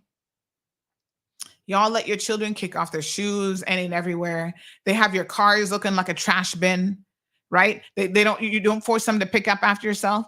There's many a day I come home and Gianna has all kind of stuff in the back seat. And I said, go back, make a second trip because, I can't carry all this.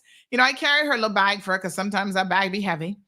But then I'm like, nope, go back in the car, take out your shoes, your papers, your this, your that. Whatever you left in my car was not how you found it. Go pick it all up. Okay? Parents, you have got to do better. Somebody just said, and I think that this is an accurate statement, that schools are a reflection of the communities they're in. They're a microcosm. Absolutely.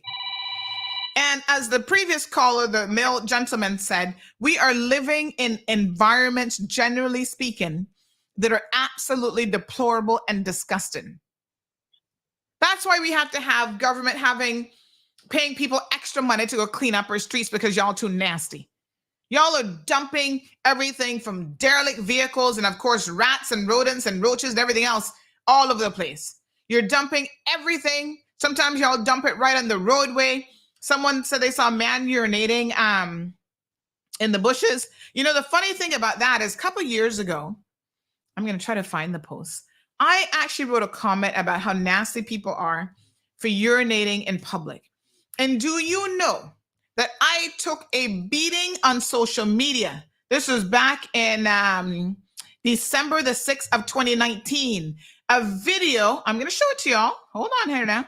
Right by the airport, literally across from a gas station. And I know y'all could have gone to Jose's Esso and begged for the bathroom key and use the bathroom, and they would have had no issues. Not even going in the bushes to hide. And the comments in there were shocking. People getting upset with me like I'm the one who said something and did something wrong. I mean, y'all are crazy. And so this demonstrates the kind of society in which we are living, that y'all don't care about nothing.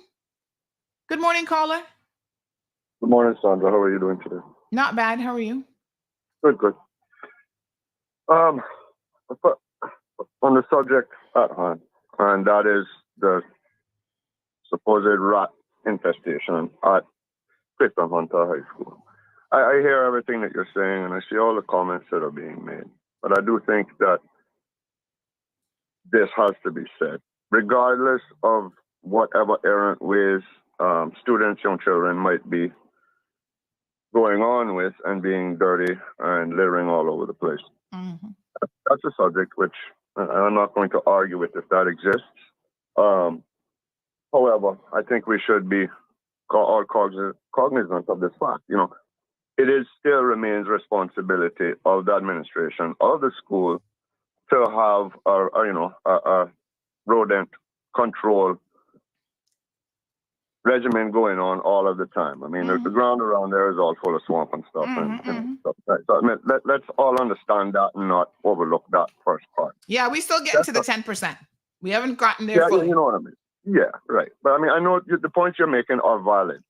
But to that point, and what you were just speaking about, you know, let's talk about the actual enforcement of our littering laws and the utter lack thereof. Where, you know, you see it all of the time. People throwing their garbage out of their cars. You had an article recently about construction workers up in West Bay taking their food, instead of putting it in a garbage receptacle, they're hanging it from trees. You know, so this, obviously, we should all recognize, if it's taken as a societal norm by young children growing up, we cannot expect to see much different in their behavior. Now, on the part of the schools, okay, why is there not, if this is the issue that it is, why is there not employees or even a security guard, if they're given that type of authority, when they witness this, to on a regular discipline a child and say, you have to put that garbage in a receptacle, and discipline the child in their place in that school? Is that happening? If not, why not? Right? You know, and what consequences are there for the child who may be littering the school if they're not learning it at home? That's one thing, okay? But there needs to be a consequence for the child who is going on like that in the school. You know, I mean, we can look back to the last 10 years, the last 20 years, the last 30 years. We did not grow up in an island that had trash all over creation the way we have it today. We did not grow up in it like that. So we have to ask ourselves the question, why is it like that now? One, there's definitively a lack of enforcement of the littering laws. That is 100%. It takes for somebody to post on your website, on your operation, for something to actually be done about it. The individual could go to the RCIPS and talk until their head falls off, and they're not going to get any real uptake in it until this public shaming type of situation happens. And then, of course, what happened? The manager, that the place was cleaned up. Not because they really care, but because it was bad PR. You know? So, I understand the point that you're coming from, Sandra. But let's look at the overall situation, and then let's also look at what these children are witnessing, not only in the home, but in the wider community and society. And then we have to look at they're seeing a lot in the homes, I can tell you. Being enforced. Absolutely. But you know what, Jonathan, let me say this. When they see things that are happening in the community that they feel is outside the norm, because my daughter does it all the time. She's like, Mom, that person doesn't care about the earth. Why are they throwing this down? Like, she sees it as abnormal and she questions it. Like, why is there this trash on the floor? Why did this person just do this? That's because, and I must admit that in her previous schools, she was in a Montessori school, they were very, very vigilant about having them clean up after themselves. And that was part of their ethos as part of their classroom responsibilities. And so she thinks it's weird. She's like, these are people who don't care about the earth. She'll ask me, why don't they love the earth? Because you don't litter on the ground is what she has been taught if you actually love the earth. And so they question those things in the society. She wants to constantly go around picking up stuff. And I have to caution her, because sometimes she's picking up stuff that could potentially be dangerous.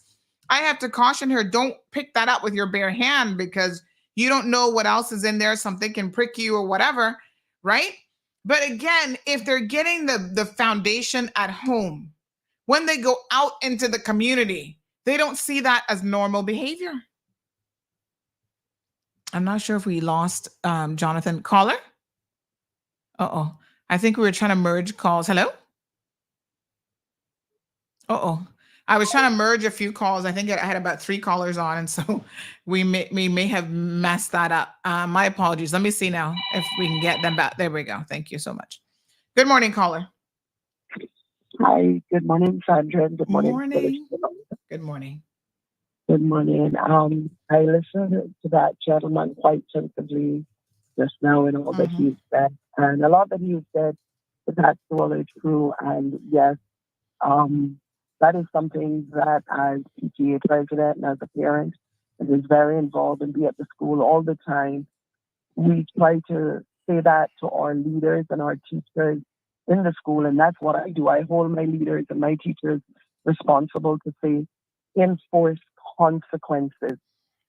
But here's what, and I want to just say to him, and I'll just give him a good example. I'll be there on the lunchtime, and I'll say to students during lunch and break time, they will eat, and they will get up, and they will leave their plates right on the table. And I'll say to them, guys, are you guys really going to leave your garbage there? No. And here is what a lot of those kids have looked at me and said to me, isn't that why we got cleaners inside the school for? Okay. And because once again, in their household, they believe that that's what their domestic workers are there for. And this is what a lot of our kids are failing now. And this is, in fact, our teachers spend so much time in the schools trying to teach social behavior with our kids that they can't even spend the time teaching them the right things. And I said to those kids, I said to them, I go, excuse me, the cleaners are not your personal helpers.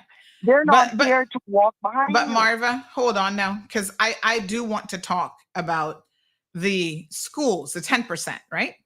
All schools should have the same policies when it comes to this. There should be no variance in one school can do it this way and another school can do it this way. All children, as you get up from the table, need to take your tray and your food and dispose of it in the garbage bin, and you put your trays where the trays are supposed to go. No exception. Absolutely. I went to public schools in the United States of America, and never once have I got up from a dining room table and left a tray or anything on the table. You picked it up, you disposed of it, you put it in the garbage. There was a section with the trays piled up. You put your tray there.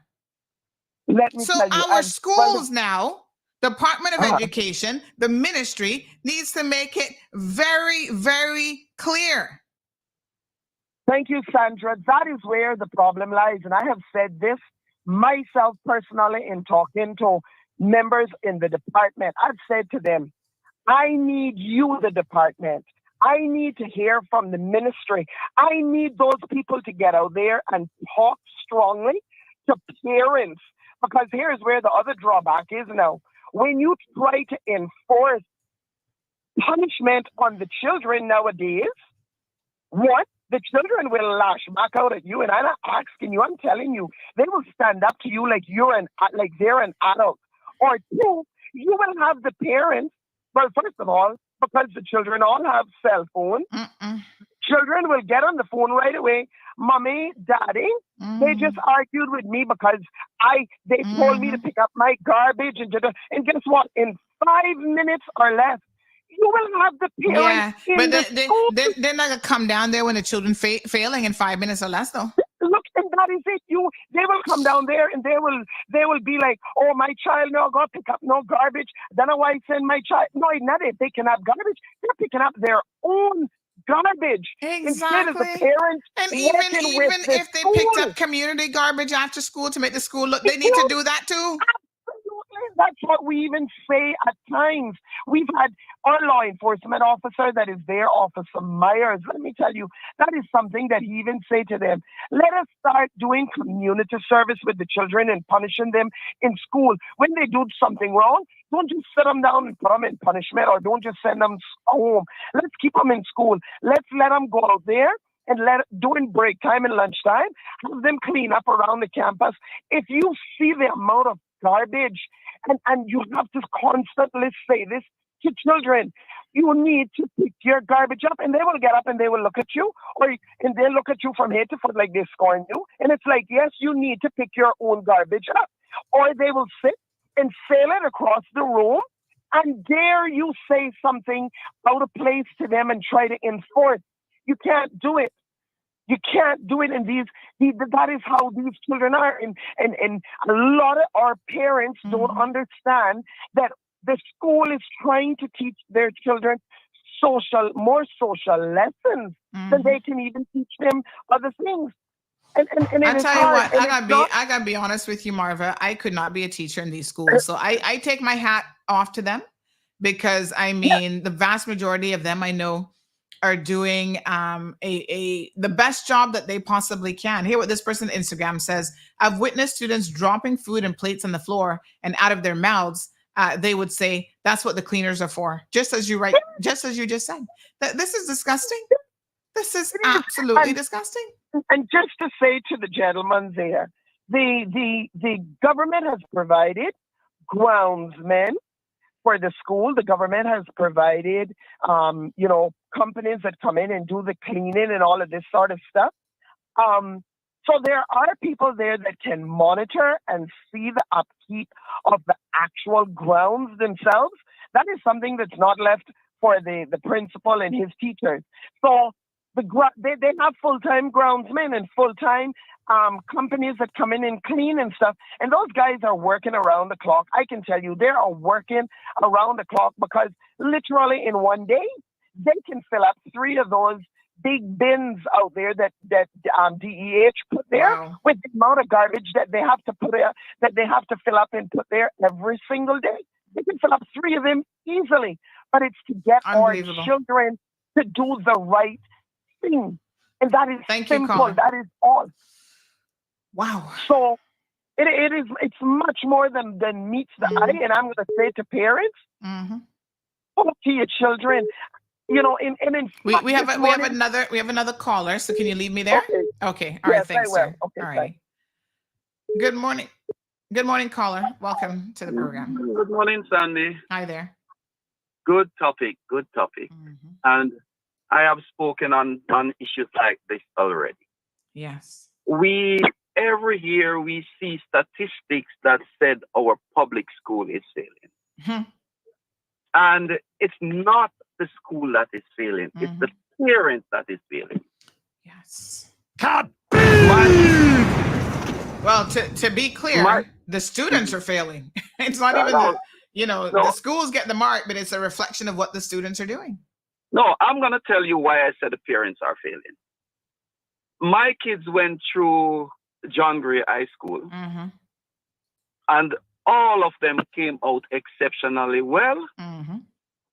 And the reason why that is so is that I was involved in their school life.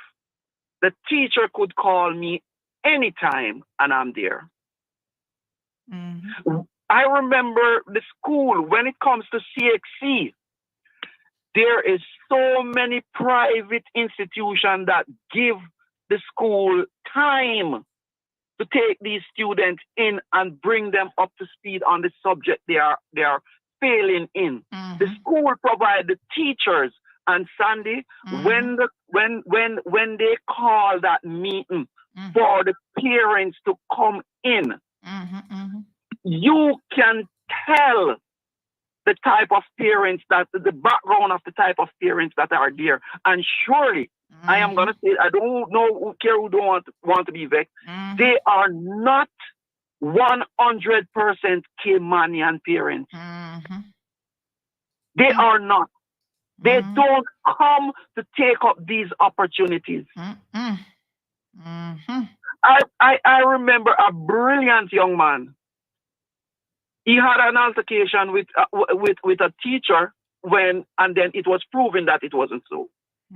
But the way how the parents came to school and handled that teacher, the treatment went right up the ladder. So you know what?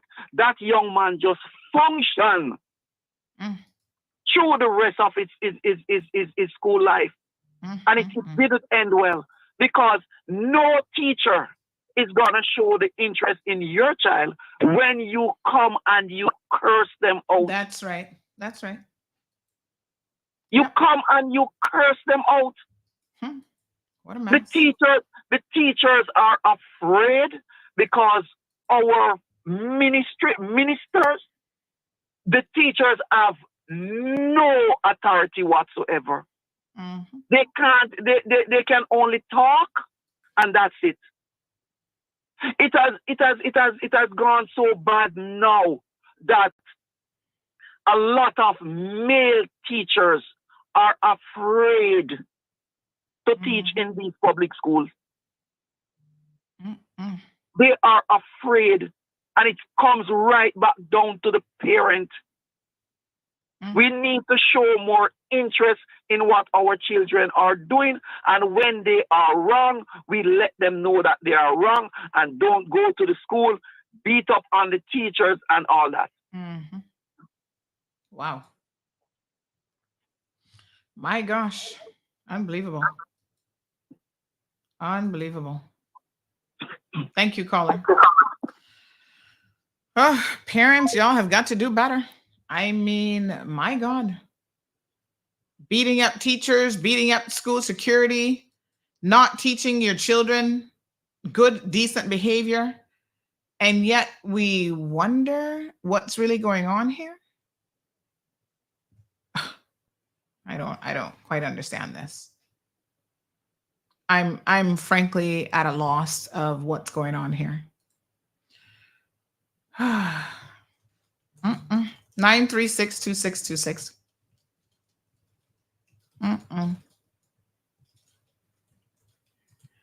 Ay. Folks, y'all need to do better. Y'all have got to do better. So let's talk about the 10%.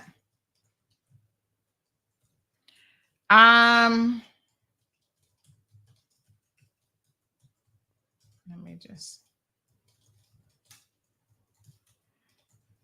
Okay, hold on one second. That's madness. Okay. All right. So the 10% are the schools. Department of Education Services has put certain things in place previously as it relates to uniforms and uniform policies, right? Y'all need to address this issue of cleanliness in our schools, starting from the earliest of age. So reception, start there. Make it a part of, it's not even curriculum. It's just a part of classroom behavior. What is expected of our students? It's not rocket science, right? Teachers, children have to put up their stuff from their play areas. They're responsible for that. They take out building blocks and they play with it. Somebody mentioned the cleanup song. I think that was Hunter. Clean up, clean up. Yes, start cleaning up. By the time they get to high school, it will be second nature. Ingrain it in their little brains from day one. They have an attitude about that's what cleaners are for. You know what you do is you reduce the amount of cleaners who are visible to the students. During the day, right? Outside of major spills or something that could be considered a slip and fall hazard, it's the responsibility of the students. You go to the bathroom, you can't just throw the paper towels on the floor. There's a bin there for that. If the bins are overflowing, the bins get changed by the janitorial staff. Otherwise, it's your responsibility as students. Every single one of you. John Gray, Clifton Hunter. Start to have some pride in yourselves, in your communities, and the community which you spend most of your time in are your schools. That's the environment where you're spending 7 hours out of your day, 8 hours. Cafeteria time, pay attention, schools. They all sit down for lunch. Nobody gets up from the table without picking up their tray and all of their food. One person decides not to do it, everybody has to sit back down and everybody will be penalized. You do that one time and I bet you what, these students can get the picture that y'all not playing with them. It is time for children to recognize that they are children. They grow up with this attitude, you're not the boss of me. Actually, yes, we are the boss of you. Until you can fend for yourself and pay your own bills, we are the boss of you. And we're going to set rules, regulations, limitations, boundaries for you guys to follow. Parents, stop this foolishness. When your little picket, some children call you complaining about everything under the sun, that you're going to believe them and take their word over stuff when you need to go and have a conversation with your teacher. Stop being confrontational with teachers. Have respect for your teachers. You know your children. You know how nasty they can be from in your own households, obviously. I still don't think no children should have no cell phones in school. I'm sorry. But that's a recipe for disaster. And I've been saying for years, get these cell phones out of schools. That's why they're fighting so they can record it and then go put it on social media platforms. They are harassing children, harassing each other with all kind of ridiculous behavior. That's why some of your children are suicidal, because on social media, they are subject to extreme bullying from their peers. Cut out all this cell phone business. What do they need a cell phone for? What good is coming from these cell phones? Cut it. No social media for these children until they're 18 plus. Because they can't handle the emotional responsibility and stress that comes with it. Y'all need to, you know what the schools need to do? Invest in some cellular blocking technology in your schools. Because if they can't collect the phones, I don't know where the children be hiding them. Must be up their little bonkies. They can't collect them. They're not doing searches, whatever. Have cell blocking technology. But then, of course, that blocks everybody's cell phone. And in the event that, heaven forbid, there is an emergency and the teachers need it, then they're going to be penalized in that situation as well. But y'all need to figure it out. No cell phones in schools. Caller, good morning. Good morning, Miss Sandy. What a hot mess. I was talking to a teacher the other day, Mm-hmm. and he said that one student stand on a desk outside and was speaking some kind of word that you cannot utter. Now, I cannot utter as an adult. Not before 10:30 anyway. Yeah, right. This child was in school, standing up and as if preaching with all these kind of words. So he said he took him to the principal. Mm-hmm. And the principal said it's a good thing that the child wasn't telling him, the teacher, those words. And I let him go. So I said, really? Children speak those kind of decent language in school? He said, you don't understand. It's their second language. Lord have mercy. No, ma'am. If adults can't speak it in the public, how is it that children is I mean, they tell the teacher anytime, any effort, anything, and no consequence. I mean, you take it to the principal and the principal telling you that is a good thing. The child wasn't telling you, and let go the child. You don't call police in, you don't call the ministry in. I didn't know. No, honestly, I'm so outdated. I didn't know that students speak those language in school to anybody, whether the teacher or anybody, and get away with it. Then how can we expect any better? Lord Jesus. Wow. That's a second language? Yeah. Not patois, not Caymanian, not Spanish, not French. In decent language? Yeah. And adults can't speak it, else the police arrest them and take them charge them? Really? So what? I mean, so the student has more rights than their parents, than adults. Now listen, I'm shocked that children are being permitted to do that kind of thing on school grounds or at all, really. I know one thing, y'all hear me at my profanity now, but if Aunt Lottie ever heard me curse, I know I would have been missing a couple teeth. I can tell you that, No, but you're an adult. Yes, I mean, of course, now I can say whatever I want within reason. Yeah, you can, I mean, how can you tell a teacher and any student as a second language? He said, yes, they speak any kind of word. And we can't do them nothing, they're untouchable. Thanks, ma'am. Thanks for taking my call. Yes, definitely. Wow. So, there are people who are listening and saying, Sandy, you guys see the mess.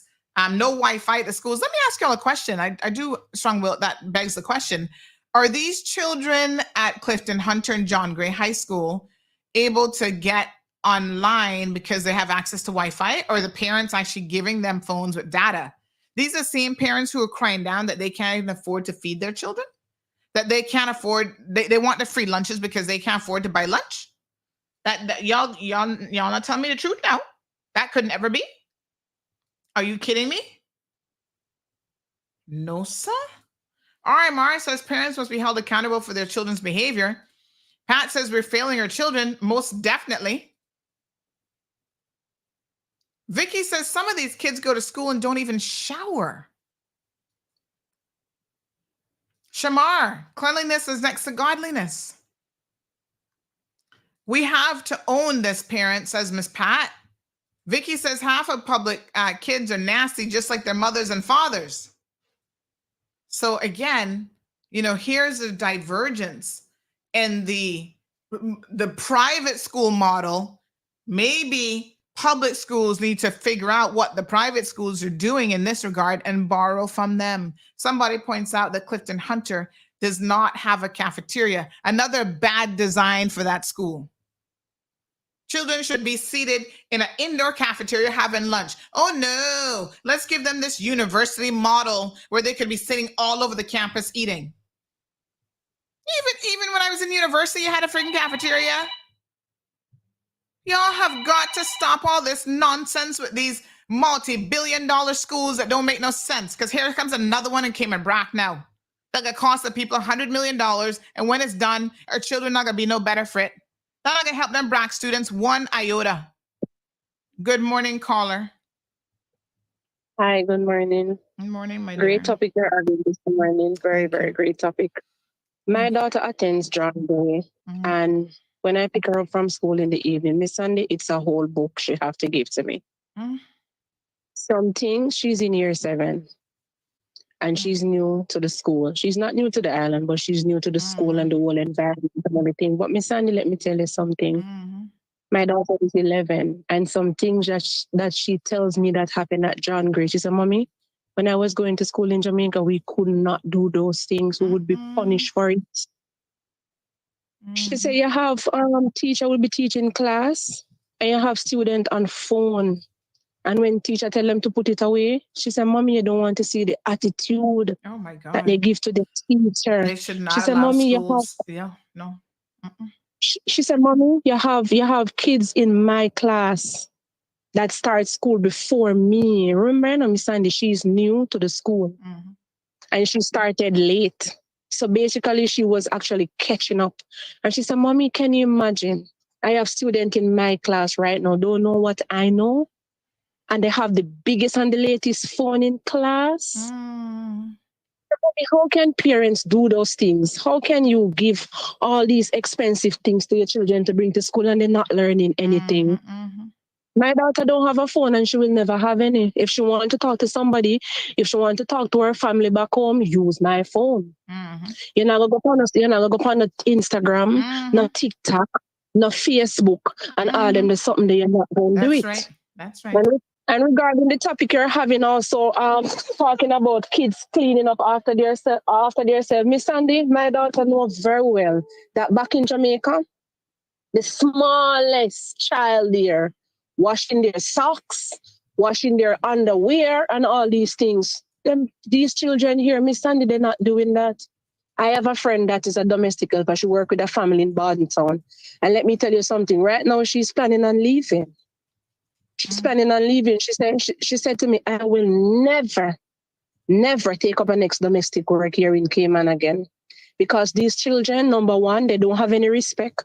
Number two, they want to treat you like you're a slave. She said to me, Miss Sandy, the way all the kids behave and the parent don't do nothing about it, it's like, oh, you're here and I'm paying you to do this, so you do whatever. My daughter have to, every weekend I'm washing, my daughter have to take her socks and her underwear and all those, and she have to wash them, Miss Sandy. If I'm cleaning, she have to, sometimes I don't even have to ask her. Sometimes I say, I'm not ready to clean as yet. I have a son that is 17 months old. And Miss Sandy, if I'm sweeping, this little boy fight me down for the broom. Fight me down so much for the broom just to sweep. And I just give it to him and he do a little thing. And when he's finished, he drop it and, train up a child in the way he or she should grow. And when they grow older, they will never depart from it. Absolutely. They will never depart, Miss Sandy. So it's a very great topic we're having this morning. And as you said before, all of this start from home. You have some parents, they expect. They expect for teachers, mentors to grow their children. It don't work like that. We have to nurture them at home first, and we have to teach them the right thing. And when we teach them the right thing at home, when they go outside, they will carry that with them. Mm-hmm. They will take it wherever they go because they're going to tell themselves, you know what, when I'm home, I cannot do this. My daughter tell me, don't buy John Grainer, Miss Sandy. Mm-hmm. When kids eat, they throw things all over. Oh, that's why they have cleaner. My daughter said, just said to one of her friend the other day, why whenever time you eat, you always leave your garbage there? Do like what I do. I take mine and I put it in. No, I don't have time for that because we have cleaners. That's what they're here for. They should do it. This is the way how they're training their child. So you tell me, all these children that is behaving this way. Yes. Can you imagine the community that we're going to build next 10, 15, 20 years from now? Yep. It's not looking good, Ms. Sandy, but very great topic you're having. Thank you so much, my dear. Thank you very much. You're welcome. So one teacher said that phones are not allowed, but the children still be sneaking them in. Again, I'm going to go to the parents, right? Your child can't possibly have a phone in your household and you don't know about it. What kind of joke thing y'all running? I mean, what is going on? And as you get to your children's backpack, y'all not checking backpacks before they get out the car, what?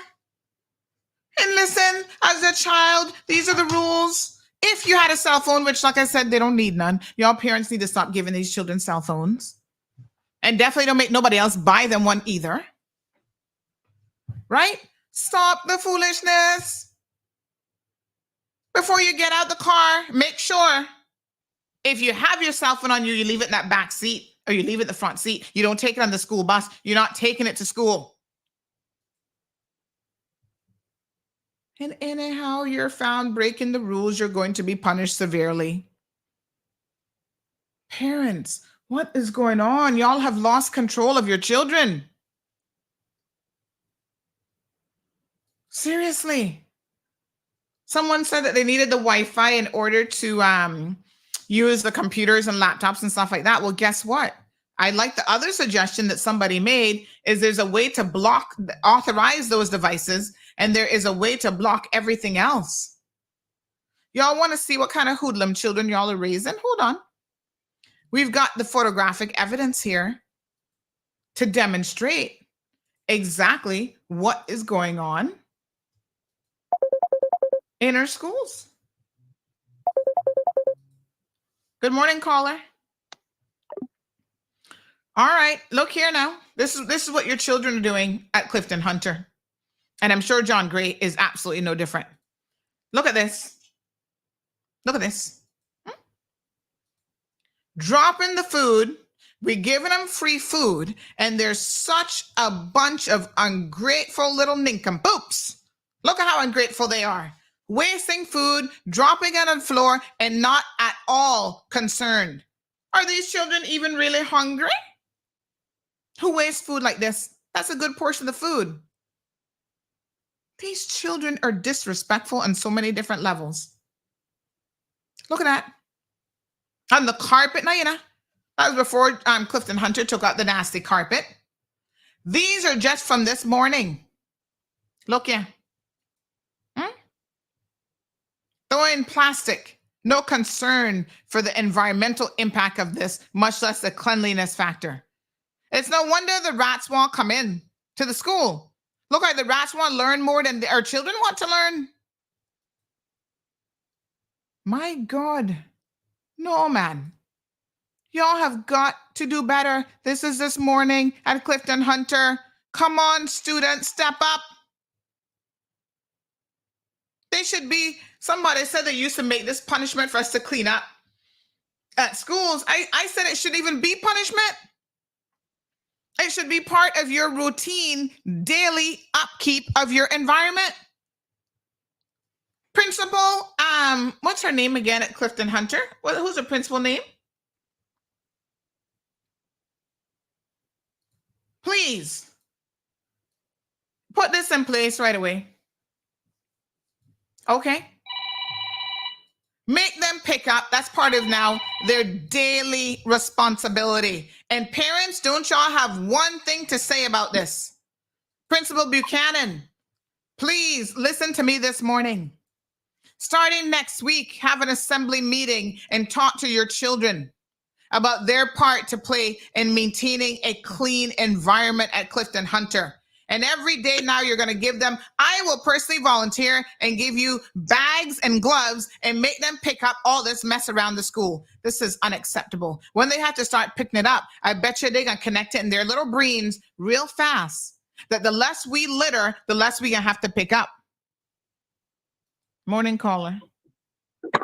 Good morning, Anna. You think licks got anything to do with it? You need to let me be honest with you, right? I can be very honest with you. It's unfortunate, but a lot of these children getting licks and they're not doing them no good because they're not getting the lesson with the licks.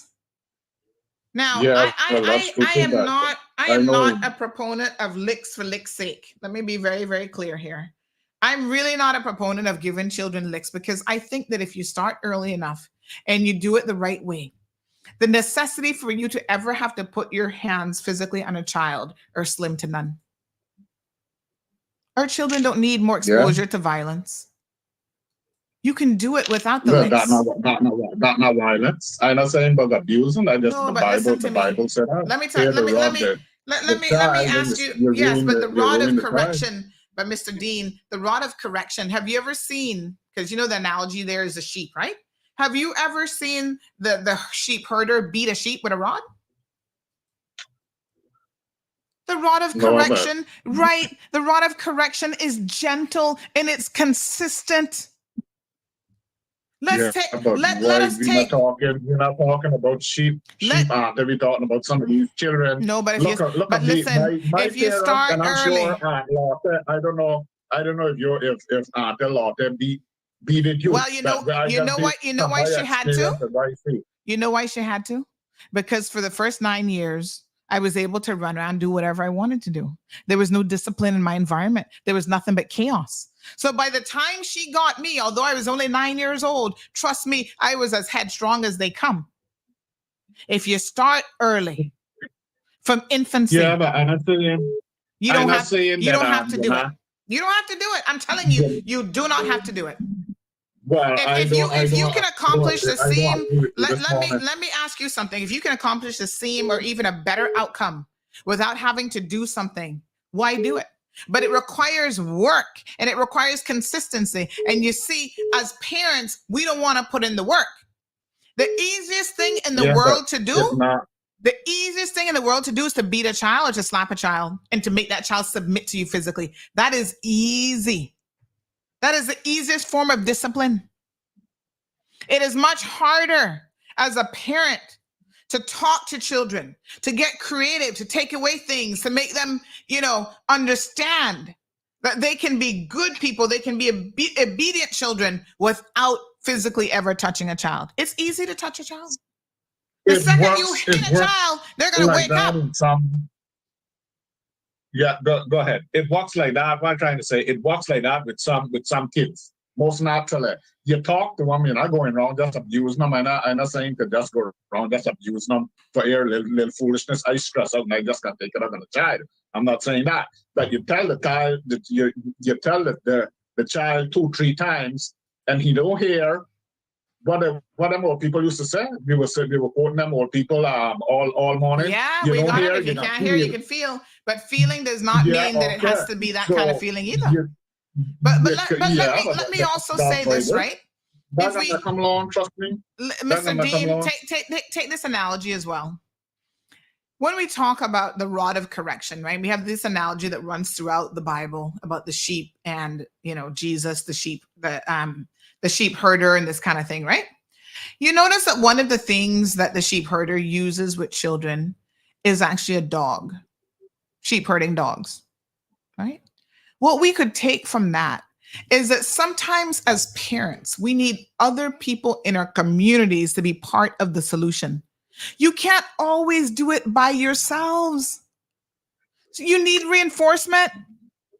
That's why I know we're big on single parent homes and everybody's like, yes, I'm a single mother and I can raise my children, blah, blah, blah. But your burden would be lessened if you had 2 adults of a singular mind working on that one children.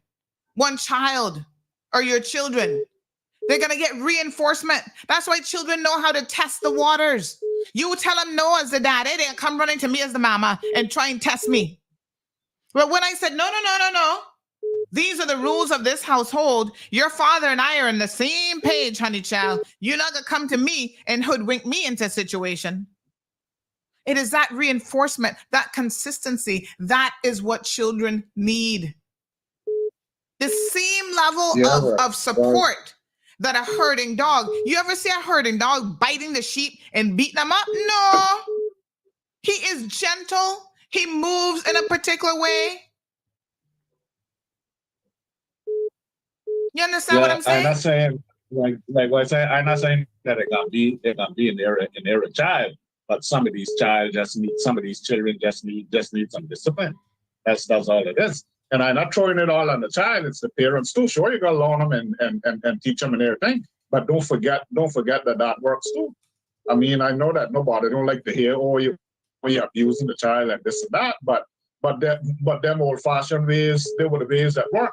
You know. I'm not saying that they can be for every child. I can tell you something. If they work, tell them, let me tell you something, right? Some of the parents, the same problem, they never get beaten. That's how they're going on like that. Well, I can tell you what, enough of us got beaten, but still, Northward full of Caymanians. Northward full of Caymanians. And we had a lot of Caymanians peddling drugs and stealing and whatever way back in the day, and they were getting enough beatings. But leave me there. We do have another caller also trying to get through in the program. Trust me, that would work a lot. Thank you so much. All right, we got another caller. I can't do WhatsApp calls. I can't put him on hold and take another call, unfortunately. So, morning, caller. Morning, Sandra. Listen, I just want to point out you made a very valid point as it pertains to the beating of little children there for disciplinary purposes. Beyond whether it's right or wrong, feasible or unfeasible, constructive or unconstructive, you pointed to a very valid fact. It's not biblical. The rod of correction comes from a shepherd, and that shepherd's crook is used the crook itself is used to guide an animal one way or the other, and it is used to prod one way or the other, and it is from the standpoint of keeping the animal out of danger or going in the direction it needs to. Yes. So you made a valid point there, Yeah, and people I agree with use you that pointing analogy that out. all It's the not time. biblical. People use that analogy all the time, and they're misinterpreting that. I mean, it's an interesting analogy, but they're completely misinterpreting what the Bible is saying. Because in the real world, a shepherd does not physically beat on his sheep. Never. No, not at all. So it's completely invalid. Thank you. Hold on. Yes. Sandra. Why is it that when it comes to the issues that we're talking about now, that the schools cannot or do not or willing and or unable to simply dictate that when a child comes to school with a cell phone or a smartphone, that is handed in until the end.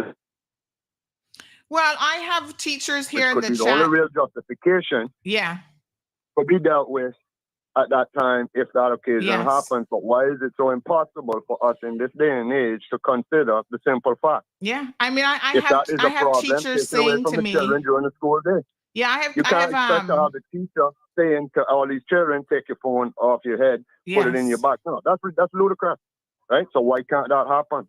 Yeah. What world are we living in that is so hard to do? We're not talking about the teachers beating the children. We're talking about simply as low-level disciplinary action as that which is across the board. And that equal application of that discipline, I'd like to make a point to you. Okay? Peer pressure, as we all know, can be one of two ways, okay? And if the administration of the school says to the whole entire class or the whole entire conglomerate of students, okay, everybody has to go and clean up now. Everybody. Because you got a few people or some people, or maybe even a majority of kids who are dropping down the garbage all over the place. Well, if you make everybody go and clean it up, you know what happens? That's right. That's right. That's collective. That is collective pressure. That is what I said earlier. Make everybody responsible, even if it's one person doing it. Uh-oh. Looks like something is going on. Unable to make conference calls. Uh-oh.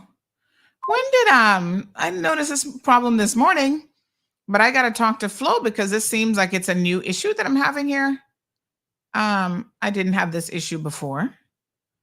Hold on here now. My apologies, callers. I was trying to put people on hold, but it's actually disconnecting people once I get past 2.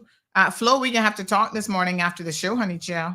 I don't know what changes y'all made, but I used to be able to put limitless people on hold. Morning, caller. Good morning, Miss Sandra. Yes, sir. Yes, I'm happy to hear that you're putting them straight. Mm-hmm. But my little talk can be very short and discreet. Yes. To get a good calf, you have to have a good cow. Okay. Mm-hmm. That's it. Yes. That's it. To get a good calf, you got to have a good cow. So that has a wide meaning, so people should be able to understand. Yes, gotcha. Thank you very much, sir. Okay, bye-bye. Let me, again, this issue of physical, and I'm not going to call it violence because I'm aware that a lot of Caribbean people don't say anything wrong with it, but I'm telling you that it's not, the research is there. I don't know why y'all like to argue with experts, huh? The research is there that, number one, it's not beneficial. And number two, it has the potential to seriously harm children. Okay. Now, why would you do that? It works. It appears to work in the short term, because if you're doing something wrong and anybody comes to you and puts their hand on you, whether they slap you on your bum, your hand, whatever, of course, you're going to be like, whoa, whoa, whoa. And you might stop what you're doing. But as soon as your back turns, your children go right back to doing what they want to do. Okay. You know how many children have gotten world-class beatings? Pull down your pants, bend over, yeah, get a tambourine switch or whatever, and they still end up in Northwood?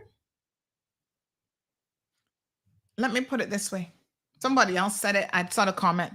We were successful in spite of the beatings. It wasn't because of the beatings. Now, some of us were fortunate enough that we were also getting additional lessons with it, right? And that certainly helps. But it wasn't just the beatings alone. I need y'all to rethink. This person says, old ways did not work. We just learned despite of it, not because of it. Left us with so much trauma, I tell you, these parents need some parenting classes. Another person says, children are hiding phones on their bodies. Their bodies cannot be searched. I know this is a fact. Collective responsibility. Oh, that says it all. Well, let me say this. Can you hide a phone in your, are there not body scans that can pick up on phones? But like I said, block signals. There has to be a solution to this. And you only need to implement it at one school, and then you say it's going to roll out to other schools. And once again, parents need to get on top of things. Another parent says the rod of correction is being taken out of context. The rod symbolizes authority and guidance. Hence why the sheep herders steer the flock of sheep, not beat them. The rod in his hand isn't a weapon, but rather a symbol of his role and responsibility as the herder. Kaboom. Kaboom! Good morning, caller. Hey, good morning, Sandy. How are you? Not bad, honey. How are you? Good. I'm okay. I was raising my children in the mid-90s, and I sort of raised them based on how I was raised, and I was raised with the, I wouldn't say strict, but I respected my parents, and I knew that a beating was a possibility. And if I had the chance to be a parent again for my children, I would have done things differently because I know better now. Yes. And you cannot. We're all supposed to be able to do better than our parents because we know better. Each generation knows a little more, and I grew up also hearing the spare the rod, spoil the child, and I really appreciate the previous caller that got the kaboom because that perspective I needed to hear because it's so easy. Everybody manipulates the Bible, and it is something that's been interpreted from its original form, obviously. But for years, for decades, for centuries, people have used it to almost completely get rid of certain people's cultural upbringing and as a weapon. because it's the religion is a business now, you know, and well, it always has I been, to be fair. I mean, well, yes, correct, yes. correct. However, it wasn't used. Yes, never mind. I can't even say it wasn't No, used because it was the elite few that were using it. Now it's everybody that can use it, I suppose. Yeah, from as far back as the Bible as I know, and I Yes. don't know much, but yes, it was. I mean, hence why Jesus was on that cross. Yes, yes. So, but we've also used it. Christians have used it. Christians have used it against Christians. Yes, religion around the world, not just Christianity, but religions around the world have always been weaponized and meant to control people. Instead of offering people freedom, they're used to control people. As more bondage, correct, correct. And I think I just reflect always on Bob Marley's song. You have to get yourself out of mental slavery. We're still in there in different reasons. But like I said, thank you so we much. We must do better. We know better. If we know better, we must do better. Absolutely. And if we can communicate and talk things through, obviously you don't have to be a soft parent either, because some people think that.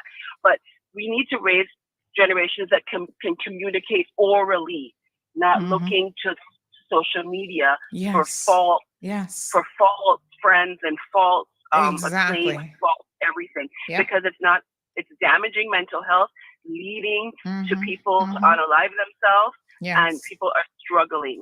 So we need to just become better communicators as we learn to parent. Exactly. And once again, our children will emulate us. If we as adults can't communicate with them and other people in our household and our communities, how should we expect them to know what to do even? Let's be fair. Correct. And the first person that decides to listen to them, who may be manipulating them for the wrong reasons, they will cling to that person. So we need to make sure we are who our children are coming to, who our nieces and nephews and students and everyone is coming to for that safety. It cannot be this passive attempt of parenting anymore. We are responsible. We are responsible. Thank you so much, caller. Thank you so much. I know. I love what she said about passive parenting. Parenting is an active sport, honey child. You got to get in there. Sometimes it's downright ugly, but you have to be invested in your children. If you're not ready, simply don't have children. It's one of the easiest things in the world to do because birth control is so effective in this day and age. Don't have children if you're not ready. It's an active sport. It's not a passive sport. You don't sit on the sofa and raise children. You don't sit in the bar room and raise children. You don't even sit on the church pew and raise children. You have to be involved with your children, involved in their lives. Good morning, caller. Hi, Sandra. Hello, good morning. Hi there. Listen, let me start off by saying I had a conversation with a woman. I can't call her a parent, to be honest. And many years ago, and she was telling me, I can't remember how the conversation started off, but she was telling me that is why she sends her children to school to learn manners. And I told her, I said, you're not going to like what I got to tell you today, but your children should be taught manners at home, reinforced in school. Okay? Number two, about the cleanliness, I have worked with people for 46 years. Water is provided, hand wash is provided, paper toweling is provided. And you have adults going in the bathroom, do their job, and still don't wash their hands. Yes, ma'am. Okay, so children see that sort of stuff at home. What do you think they're going to do? Yep. Huh? Number three, when it comes to reporting session, you go to, I don't know if that's still around, but reporting session, you go and see your children's teachers.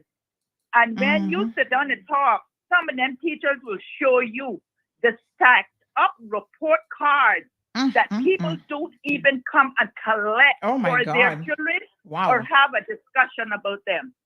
Now, I started thinking, I said, well, maybe they can't get off of work, you know, but then when they want to do their nails, their hair, and whatever, they can find time for that. They can find time for that. Okay. That's right. right. I said, really? You know, they don't even come to school to collect the children report cards. Yes. All right. Wow. Children need constant guidance. We were once children too. Yeah, but absolutely. we had good parents that tried to make the best of us. Yeah, some of us. I mean, we also have to be very, very clear that a lot of us, if we need to be honest, did not have good parents, and this is part of the reason why we're in the mess that we're in. Right, and because we never learned from our own parents how to be good parents, and so we have from one generation to the next nothing but chaotic situations and poor parenting.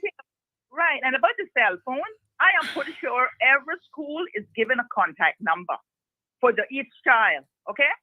And if they have a contact number for those children and they should get an emergency, they have a number they can call either the parent, the guider, the guidance or whatever, the person that's responsible for that child. They have a contact number. And a lot of children do better in their academic subjects if they didn't have a cell phone. That's right. Thank you, caller. That's right. I appreciate it so much. Thank you. Wow. Have a good day. Somebody said they love that the men are calling in today and being an active participant in this conversation. Absolutely. Because fathers, you play the most important role. You are just as important. And in some instances, I'm going to go out here now this weekend is Father's Day. So happy Father's Day to all the wonderful fathers out there, all the daddies that doing their part. Your role is so critical. It is just as, and in some instances, even more important than mothers. When you are an active father, you are less likely to have girls that are promiscuous, girl children, because they're not out there looking for love in all the wrong places. Right? Your job is important. Now, y'all gonna think I'm very old-fashioned this morning, and let me tell you something very, very clear. There's certain things that I'm with the new times. And there's certain things that I'm going to say, hold on now. We're going to stick to these old, true, tested and true things. Fathers, you matter. Don't let nobody tell you any differently. Right. As a young person, we get into relationships and everybody thinks your first love. Y'all think, oh yeah, this is going to be it. You marry this person, stay with them forever. Unfortunately, it doesn't work out that way. You might go through a couple husbands, a couple boyfriends before you say, wow, okay. One thing that I knew for sure, this was important to me, is I came from a broken home with all kind of confusion and chaos and step half siblings and one bag of mix up, and this one don't like this one because you're 2 shades lighter and your hair not as nappy, and you got grandparents putting hatred in the children's heart and all kind of foolishness. So one thing I knew, I can't control any of that. Believe me, if I could just with a magic wand fix it all, I would have. That has nothing to do with me because I can't control it, right? What I can do is, starting with my situation, do not repeat history. So there were certain things that were just not going to happen. I wasn't into no mix-up business. If you want to have children, try to create a home environment that is free of chaos for those children. That's how you begin to give them a fighting chance. It was important for me to find a man who still had family values, who found it important to prioritize his own children. That's why every weekend, my husband is not hanging out in no bar rooms with nobody. He's not running the streets of Cayman. He prioritizes and come home. Even when I met him, some friends that he had, not to say that he still probably wouldn't consider them like, a little lime up, whatever, here and there, but he not hanging out with those people no more. He's past that stage in his life. He not got no time to sit down Friday evening, sit down with people playing dominoes all evening long. Those times have gone. There comes a time that you put aside certain elements of your life. You parents want to have your cake and eat it too. You want to be out in the streets every weekend, getting hair done, nail done, prioritizing yourself, going to every dance, every concert, everything that's happening out in these streets when you have children at home. You're not putting your children first. Those of you living your best Badabanu life and carnival lives, I'm like, wow, really? There have to be some adjustments and some sacrifices when you have children. Shaka Zulu says physical and mental abuse leads to a lack of conflict resolution at a tender age and very influential age.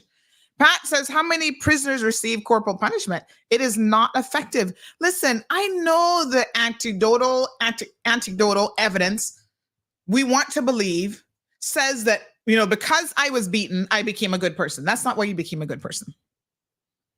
As Pat rightfully said, the vast majority of people who end up in prison, end up in the penal system, grew up in homes where corporal punishment, in other words, they did something wrong, there was a physical consequence for it. That is not the answer to raising well-balanced young people who understand that behavior has consequences. And the consequences of your behavior does not have to be physical. You do not have to beat children. And I have seen, it's so interesting because I know of a young lady who unfortunately, she grew up in an environment. It's so interesting now because everybody wants to be a Christian in this day and age. But she grew up in an environment where her mother was abusive. When she tells me some of the stuff that her mama did to her, I'm like, that is child abuse. And we have to be careful when we are the product of abuse because we pass on, we're damaged, and we pass on some of that baggage to our children if we don't get counseling and if we're not extremely careful. So I remember seeing this young person. She's a mother with a couple children. One day she came to me and she had the little girl must have been about 2 years old. She was a toddler, right? And children are curious. They come into a new place. They want to be touching stuff and whatever. That's part of growing up. I mean, they are curious. That's how they learn. They tactical, like nerves, whatever. They want to touch stuff. They go through their phase where it's like oral, everything goes in the mouth. They want to be smelling stuff. That's how children learn. So she was touching, don't touch it. Don't touch it. Don't touch it. I got beat you. I got beat you if you don't stop. And I was like a 2-year-old already being slapped on the hand, being threatened with beatings and being yelled at and talked to in a manner that I found to be, quite frankly, deplorable. I was like, what are you yelling at the poor baby like that for?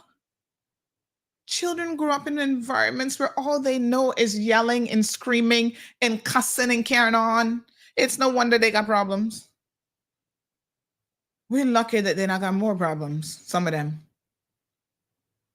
Let's rein it in a little bit, right? Someone also made the comment that people seem to realize that, or fail to realize that this whole beating situation has an underlying slave historical element to it as well. And it is true. I challenge parents to just know that if somebody says, yes, Sandy, end the cycle, we can change the narrative. We can end cycles of community, neglect and psychological abuse that goes on from one generation to the next. Al Ray says, Marlon needs man time playing them dominoes. He invites his friends over. They play Ludi. He loves Ludi. He got a Ludi board. And he doesn't really play dominoes much, but he plays Ludi and stuff like that. That's fine. But what he isn't doing is every Friday night going out, hanging out with people, drinking and smoking, that kind of thing. Everybody needs their downtime. But he recognizes the importance of, okay, now I have a family. And my family is my number one priority, not my friends. I have to invest in my child and give her experiences with me. That's the most important thing once you decide you can start having children. Boy, I tell you what, somebody shared this video. Look at this sweet little girl. You already clean the next side? Yep, learning how to clean, doing her little dusting, mess with her. Uh-huh. Yes, this is good. 2 years old. Yes. She said that side is dirty, mommy. We need to clean it. Good girl. Uh-huh. Reinforce positive behavior. Mommy can go sit down and watch TV now, okay? Okay. Okay. Oh, she's so sweet. Mm-hmm. So I can sit and watch TV while you clean, or I need to clean as well? Mm-hmm. You need Yep. to clean? Okay. Don't clean my room, not in my hair, okay? You want me to Okay. clean your room? Okay. Yeah. No, you go and clean your room. There's plenty mess in your room. See, at that age, you're not gonna object too much, you know. She said, okay.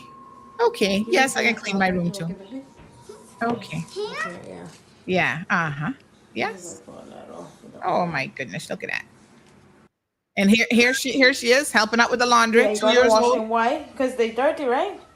And they stinky. Okay. Hurry up, put them in and close it so you can put the soap powder in now. Mm-hmm. Okay. A lot of it isn't rocket science, but it's consistency. And the most difficult thing for people, human beings, to do is be consistent, right? You all think that you show up once and, oh, that's success. That's how I'm going to become a millionaire. I do something one time. I see it every single day, professionally, even in this industry. You know how many people have tried to do, oh, yes, I'm going to do a talk show. And after 2 months, they give up because they're not at the top of the rankings. I'm like, honey, child, you can't do that. Very few people will start off doing a talk show or anything else and be at the top. You got to work your way up there. It takes years. It takes time. That's everything in life. Stay the course. That's how you get there. One of my favorite all-time quotes, which I actually have on my Facebook thing, it's been there for years under my profile, is this quote by Longfellow that says, "The heights by great men reached and kept were not obtained by sudden flight, but they, while their companions slept, were toiling upward in the night." That is all about consistency. Working hard, being dedicated. That's what it takes. And the exact same thing with parenting. You can't be a once a week parent. You can't be I'll show up on Saturdays, and during the rest of the week, I can't be bothered. That's not how it works. I was telling you guys in terms of our community and the things that we invest in. This was a post. I actually mentioned the wrong post earlier. So this was February the 15th of 2019. I made this post about this guy urinating on the side of the road. And boy, did I take some licks for it. Y'all were like, Sandy, you too bougie. Your standards are too high. I was like, Lord Jesus, what a mess. This is acceptable. See the post here? I said, will people stop using the bathroom on the side of the road right across from Prospect Primary School?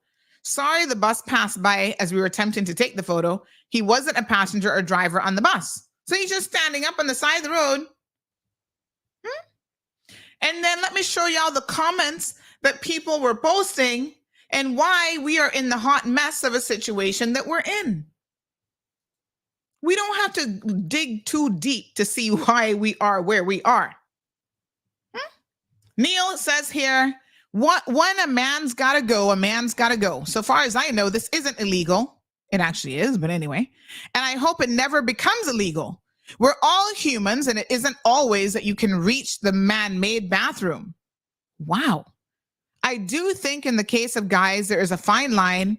If they shake, though, that will be illegal. What the hell? Are y'all serious? Like, really? Listen to me. I'm not picking on Jamaicans, but let me tell y'all something. When I was in Jamaica, I forget which little town it was. It wasn't Kingston. It was somewhere else. I saw a little sign. I had to read it twice to understand what the heck the sign was saying. It was like a handwritten sign. It says, please don't urinate here. Because apparently that one little spot was a favorite spot. They were acting like dogs. Everybody was urinating over each other. And I was like, somebody had to take the time to put up that sign in a public place because it's so common for people to do it right here. I mean, right on the side of the road. I mean, there's not even any space between the cars and where they'd be doing it, you know? Stephanie says all nationalities have done it before. It's just wrong no matter where the person is. Go to a gas station or supermarket. She had a little bit of sense. Let me give her like, this was 5 years ago. There were so many people here, okay with this. I was like, what? Unbelievable. Huh? See, Marsha says not everybody gonna look out for that bus and say the driver pee on the roadside. I think we have more important things is there to be advertised other than this. Like seriously? More important things because we don't care about all the small stuff. It's shocking. It is absolutely shocking. Here's another one. Look here. This is what people doing right by the roadside. See the gas station over there? This is right across from Jose's Esso, right by our airport, where the airport fence.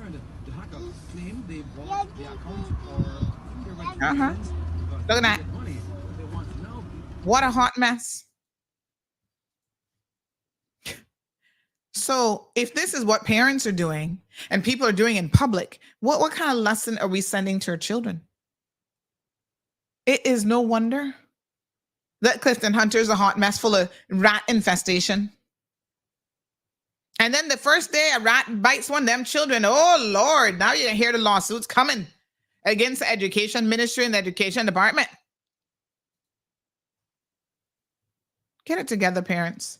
Schools, you have your part in this as well. Venetia says selective outrage, right? Pat says the Family Resource Center offers excellent programs. Let's utilize them. I'm going to challenge them to advertise these parenting programs more. Because a lot of parents, we have to be honest, do not have the resources. Like that last mother said, she was raised a particular way by her kids, her parents. And when she had children in the 90s, she did the same thing to them. We do what we know. And if we don't know any better, we can't do any better. But as soon as we know better, don't hold on. I'm going to say this to Mr. Dean and everybody else who listened to me like Noah Sunday. I still beat them children. Let me challenge you to don't hold on to old ways of thinking just because that is what you were exposed to. Because a lot of things that we were exposed to, quite frankly, weren't correct either. Right? Challenge yourselves to be better parents. And better parents doesn't mean you beat them any more than your parents did. There's a different way of doing things. And I'm telling you, it is much more challenging to beat someone into submission. Physically is the easiest form of parenting in the world. That is so easy. It's easy to yell and scream at children and to lose control. But to remain calm when them little buggers getting on your nerves and you want to wring them by their ear. And to think before you speak to your children. And to take a gentler, but still firm, because you can be gentle and firm at the same time, approach with your children. No nonsense approach, yes. But that does not mean that you walking around with a belt on your side. You don't have to walk around with a tamarind switch.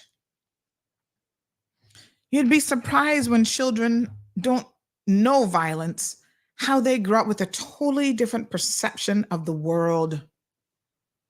I told y'all this story before about the one time I was joking with Marlon and ripped his shirt, and my daughter burst into tears because she didn't know what was going on, right? So Marlon likes to he wears undershirts. Y'all know this is a thing with Caribbean men. So under all his shirts, he got on his little undershirt, honey child. And I always say to him, Marlon, why you gotta use undershirts with all these holes in them?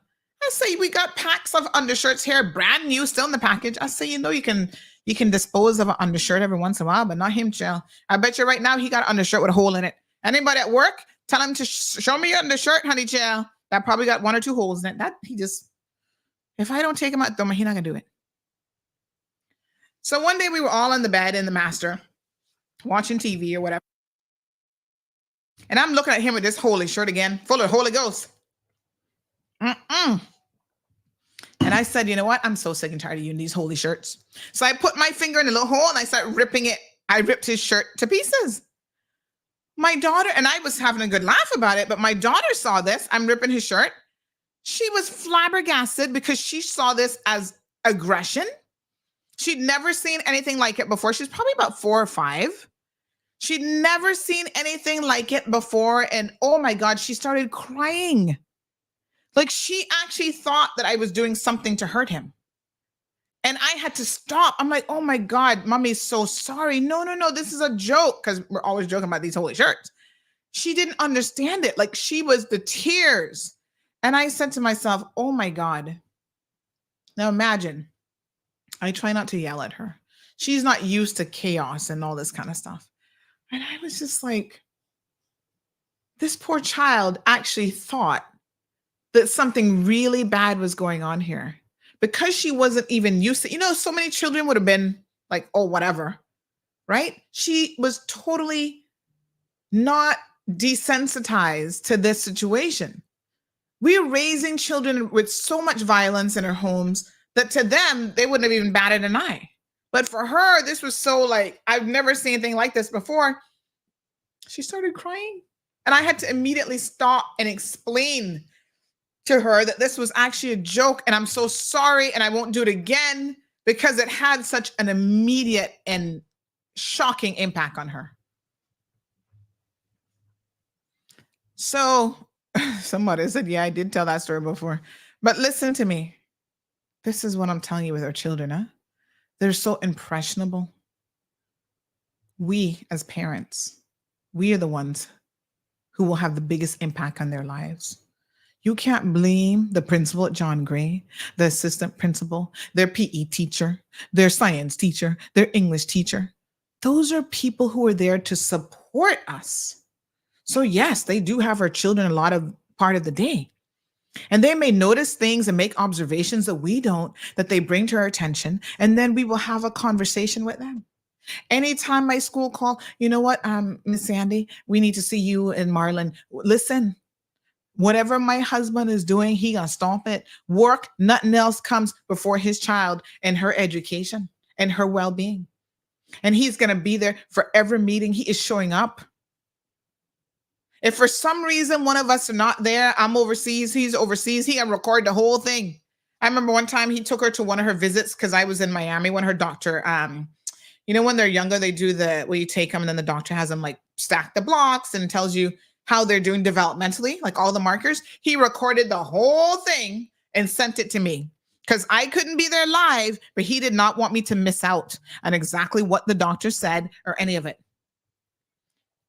Parenting is an active sport. It's not passive. Get up, parents. This is a call for all of you. Get up and do what you need to do to help your children. The world is chaotic.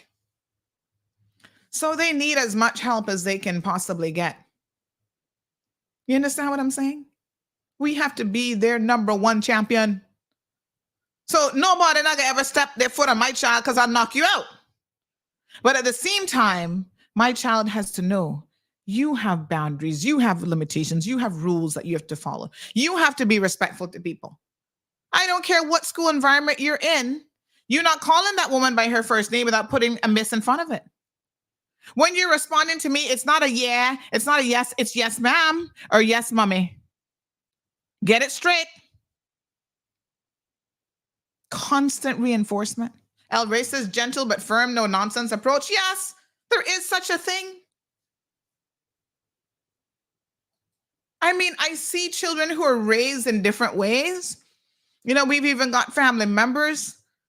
Little boys, they're like, oh, the little boys are so much tougher. They don't need love. They don't need this. I'm like, they don't need a hug. I'm like, yes, they do. Give that little boy a hug. What are you so rough and tough on him for? There's no need for it. Parents, please. Let your children know how amazing they are and how much you love them and just, embrace them. Give them a hug for no reason. Because if you're not doing it, there's some other, you know what, that's out there who's going to try to take advantage of your children. Our children should never have to go through life. A child should never have to go through life not knowing what a hug is, a kiss on the cheek. Yes, you can hold my hand. I'm here for you in life. I am here to support you. I'm cheering for you. I'm that crazy parent at the swim meet, at this one, cheering for you, honey child, even though you coming in last. I'm still like, woo, you can do it. We can do it, right? Can we not as parents? Can't we do better? When we see things like the schools and chaos, these are all indications that we are in trouble as a community. I had a scammer video I was going to play, but I'm going to have to save that till Tuesday and pick up on the discussion there. All right, folks, listen, happy Father's Day. All of the amazing fathers that are out there, you know who you are. I know you guys aren't looking for any praise, but I hope that you'll be celebrated on your day on Tuesday. Wishing you guys a wonderful Father's Day. Monday is a holiday, so Monday is a public holiday. It's the King's birthday celebrations. So we'll be back on Tuesday morning. Really, hope that we can change the dialogue. And I want to thank all the callers this morning that called into the program, because it showed how many of you were invested in this conversation and concerned about obviously what's happening, but also just sharing your own experiences, because nobody's perfect, huh? We come with a clean slate, and then the world messes us up. Our parents messes up. We got all kind of baggage that we gain. But to get to a place where you're trying, as the caller said, when you know better, you do better, right? We can do better. We can do better. We can do our best. And unfortunately, a lot of us are not doing our best. And so I want to encourage every single mother, father, uncle, we have to make sure that we're investing in our children. It is a community situation. Like, you should never feel a way about somebody else correcting your child or speaking to your child. You should be thankful that there are people who even care. I saw the other day, just in our neighborhood, actually, a young man was walking with his pants down past his donkey. And a little old lady drove by in her car. She could have kept driving. She rolled down the window and said, "Young man, pull your pants up." And I was walking Zeus behind him and his friend. And he pulled up his pants. And then he turned around and said to me, I said, I said, "You go, Granny. You tell him pull up that pants. You right." And he turned around and said to me, "Oh, I didn't even realize." I was like, "Well, I don't know who the hell don't realize that your pants hanging down your behind. But okay then." He claimed he didn't even realize it. I said, what a mess. Now that takes the cake. That you can be walking like that, that if the pants look like they're about to trip him up, but he didn't realize it. I said, okay, then we'll take that excuse as a big no. No parent can believe that. But you know what? I was taken aback and impressed by the fact that she took the time to say something to him. Because unfortunately, we now live in a community, in a society where people don't care anymore. They're fed up.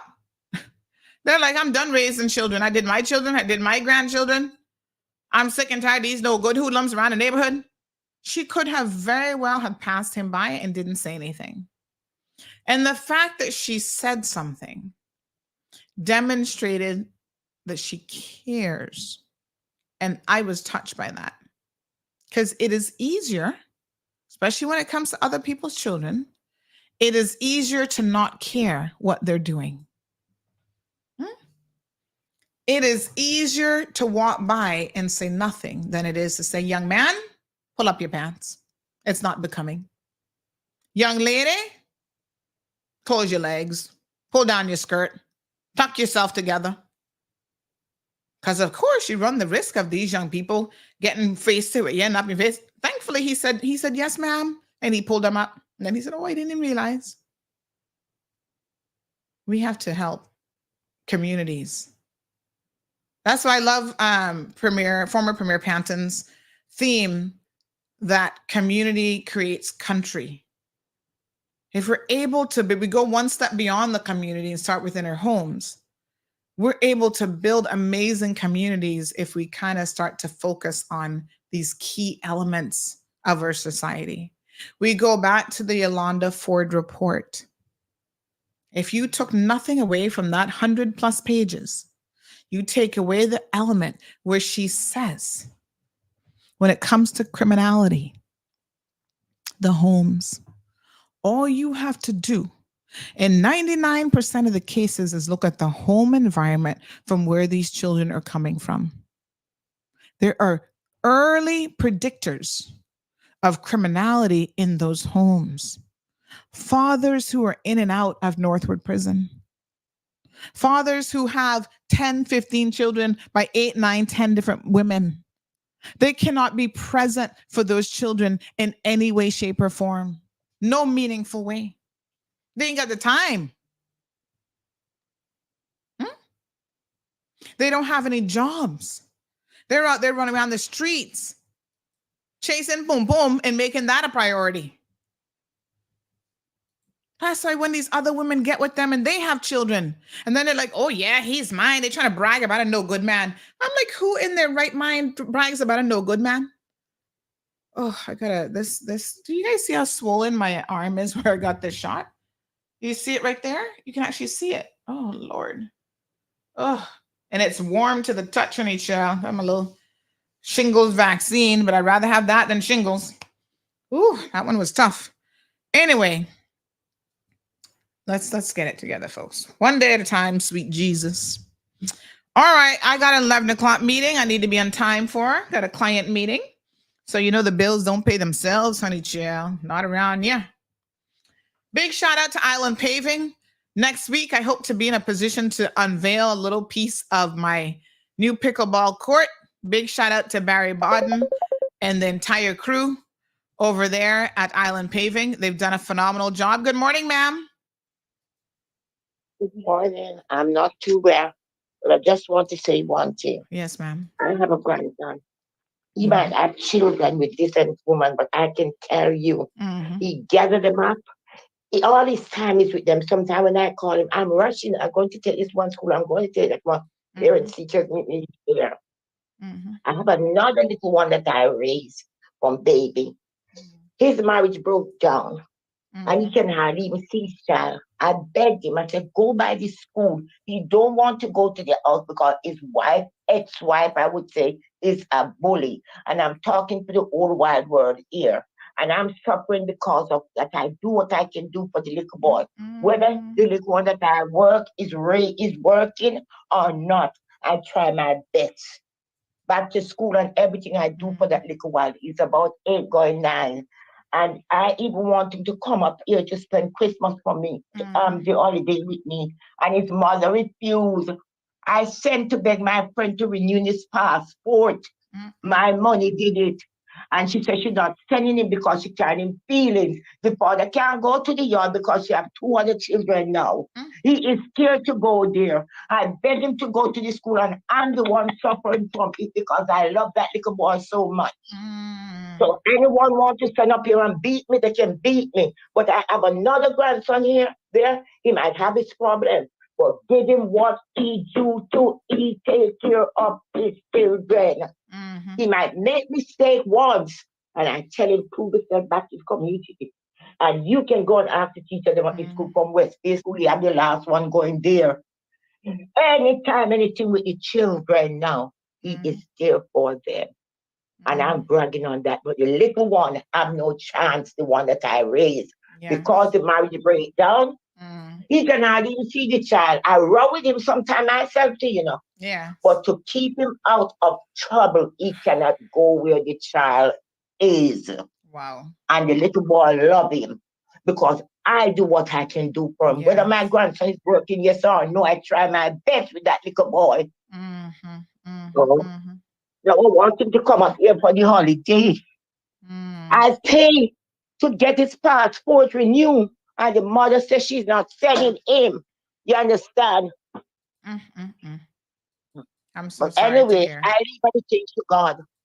I leave everything to God. He will work it out.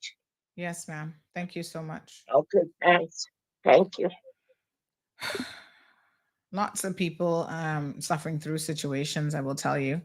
It is so incredibly unfortunate, really. I hope that situation can see some resolution because, things happen. People get divorced and things don't work out. I mean, listen, I always tell people there's no shame in divorce, I mean, you tried. You tried your best. It never worked out, you just keep it moving. But the fighting that happens between adults and then children get into the mix is very, very unfortunate because in situations like that, it will always be the children who will suffer the most. Really and truly. I saw somebody, Catalina, said, the thing is that when this happens, the mothers manipulate the kids' fathers, the kids towards the father, even when they are big, the children are very disrespectful with the parent. I know a lot of them here in Cayman. Then they grow up, they're even pastors, and they even talk to the fathers. So sad, but you will see these people 24/7 in church just to warm the chair. I'm so sorry for this, but it's true. And that is an unfortunate situation. Good morning, caller. Hello? Caller? Caller, you called me.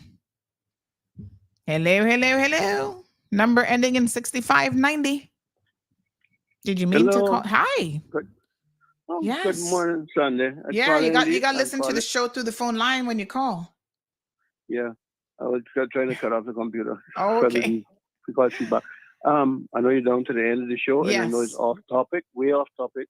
But when we were talking about Darlene, I didn't hear you mention her mother. Sarita. Oh my gosh. Sarita, I went to school with her and all her brothers and sisters. Right. And I kept meaning to call it. Because I knew Darlene well, and I had my leg amputated, and when she got her first leg amputated, she said, well, if you made it with that, I can make it. And, we were, and it made me very, very, very sad. Because I did like it was my own cousin. The rich family had been being hit because one of Darlene's cousins died. I think it was 2 days ago. Oh my about gosh. 2 days ago. Another one in the family went again. So oh my gosh. I didn't hear about it mention Rita, and I know. Oh, thank you so I know much. Rita quite well, Yes. Of The course, whole family, we want to extend. all the boys, Yes. all the family. Yeah. Okay, Sunday. You have a good No, weekend. thank you, and thank you so much for bringing that to attention. I Rita, don't know the family quite well. I know that her and Mr. Alfonso were brothers and sisters, but I think that's through the father. I'm not even 100% sure, to be honest. That's Harris. Yeah. So Harris, I used to work with Harris when I was about 13, 14 years old. So her mom is still alive. As far as I know, I never heard it. Yeah. Oh my gosh. Well, thank you so She much. was up there on Song Road there. Yes. Well, definitely a I'm not condolences. able to go to the chair, but yeah. Just make a notice you're not forgotten. Yes. Thank you so much. I appreciate that. Bye-bye. Okay, my dear. Thank you so much. Oh my goodness. Yes. This would have been one of those days that we could have definitely expected a phone call from Miss Darlene. She would have called in, child, because she was very invested in so many of the conversations that we would have had on her platform. So she will definitely be missed. Miss Brenda says her mom is Aretha, right knee moxum. And I forgot, somebody else mentioned this to me. I think I had mentioned this before, but yes. So through her mother, she's related to the moxums, which funny enough means that her and Johan, he was missing in action today. He must have actually had some work to do for a change. Her and Johan were actually cousins. I believe maybe even first cousins. Yeah. At the very minimum, second cousins, but they were cousins. So Miss Aretha, wow. I'm so sorry for your loss. A lot of you were asking, what the situation would be in terms of the service and stuff from Miss Darlene. I am aware that they have begun. Thank you for confirming. Miss Brenda said, yeah, they'd be first cousins. I am aware that they have started the process, and the most difficult thing to do is repatriate a body. Somebody who worked in the airline business told me a couple of days ago, they're like, Sandy, you have no idea the logistics involved in that. And so I do understand that, there's not a lot of details available, but as soon as they have information, they're going to let us know. But the family is intending to do just that, so that we will have some additional information coming up that we can certainly share with everyone. So, I want to extend our condolences to everybody who's, Siobhan said one of her cousins just passed away a couple of days ago as well. We have so much loss in our communities. I saw that Oliver Watler, that his father recently passed away as well. So I want to extend my condolences to the Watler family and all of the extended family, his grandchildren and siblings and Miss Carlene, so everyone, please,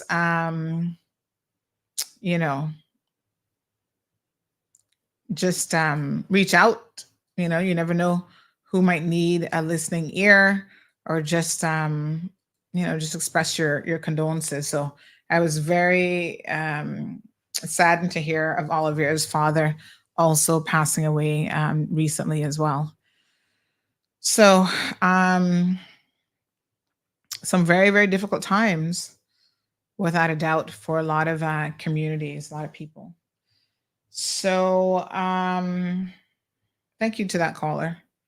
And we do not mind, believe me, you being off topic for a conversation like that. So we really appreciate you bringing that to our attention. All right, folks. Friday, I do have to go to a meeting this morning with one of my clients. So I want to take the opportunity to wish all of you again a happy Father's Day. And that was Mr. Trevor Watler, by the way, is his name, of Gun Bay.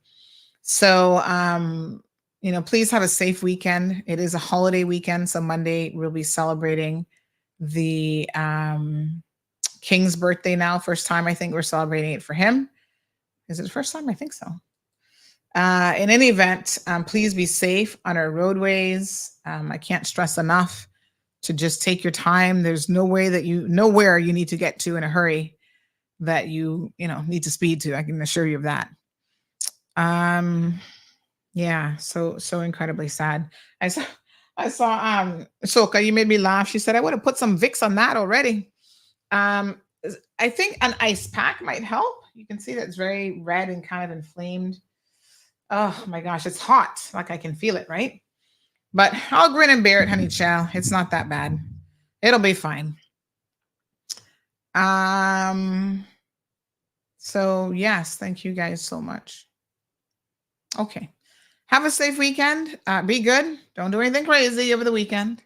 We'll be back here Tuesday morning. Hopefully by then we should be back on the regular YouTube channel, because I think some of you, thank you, Miss Brenda. She says a nice warm rag and keep moving. I think a lot of you still couldn't find this on YouTube, so we'll promote the backup page a little bit more in the coming weeks, because it's handy to have that. But yes, it's definitely a long weekend. And so enjoy it, but just be safe. You can enjoy it and be safe at the same time. All right, everybody good? Can we get a hallelujah up in here? Praise the Lord. All right. So next week, we have the video with the scammer alert at the airport. We'll do that on Tuesday's show. And of course, anything topical happening over the weekend, we'll also be covering on the show as well. Mm-hmm. Good. That's it. That's all she wrote. Y'all behave now. Be good. Yes. Have a great weekend. All righty. Toodaloo, toodaloo, toodaloo. Blessings for all. Thank you for tuning in to another episode of The Cold Hard Truth on Bobo 89.1 FM. Cayman's #1 talk show is live weekdays from 7:30 a.m. Never miss an episode again. Watch anytime on CMR's Facebook and YouTube channels for the latest show episodes. Don't forget to follow us online on our social media channels. And visit CaymanMarlRoad.com for all the latest news and community happenings.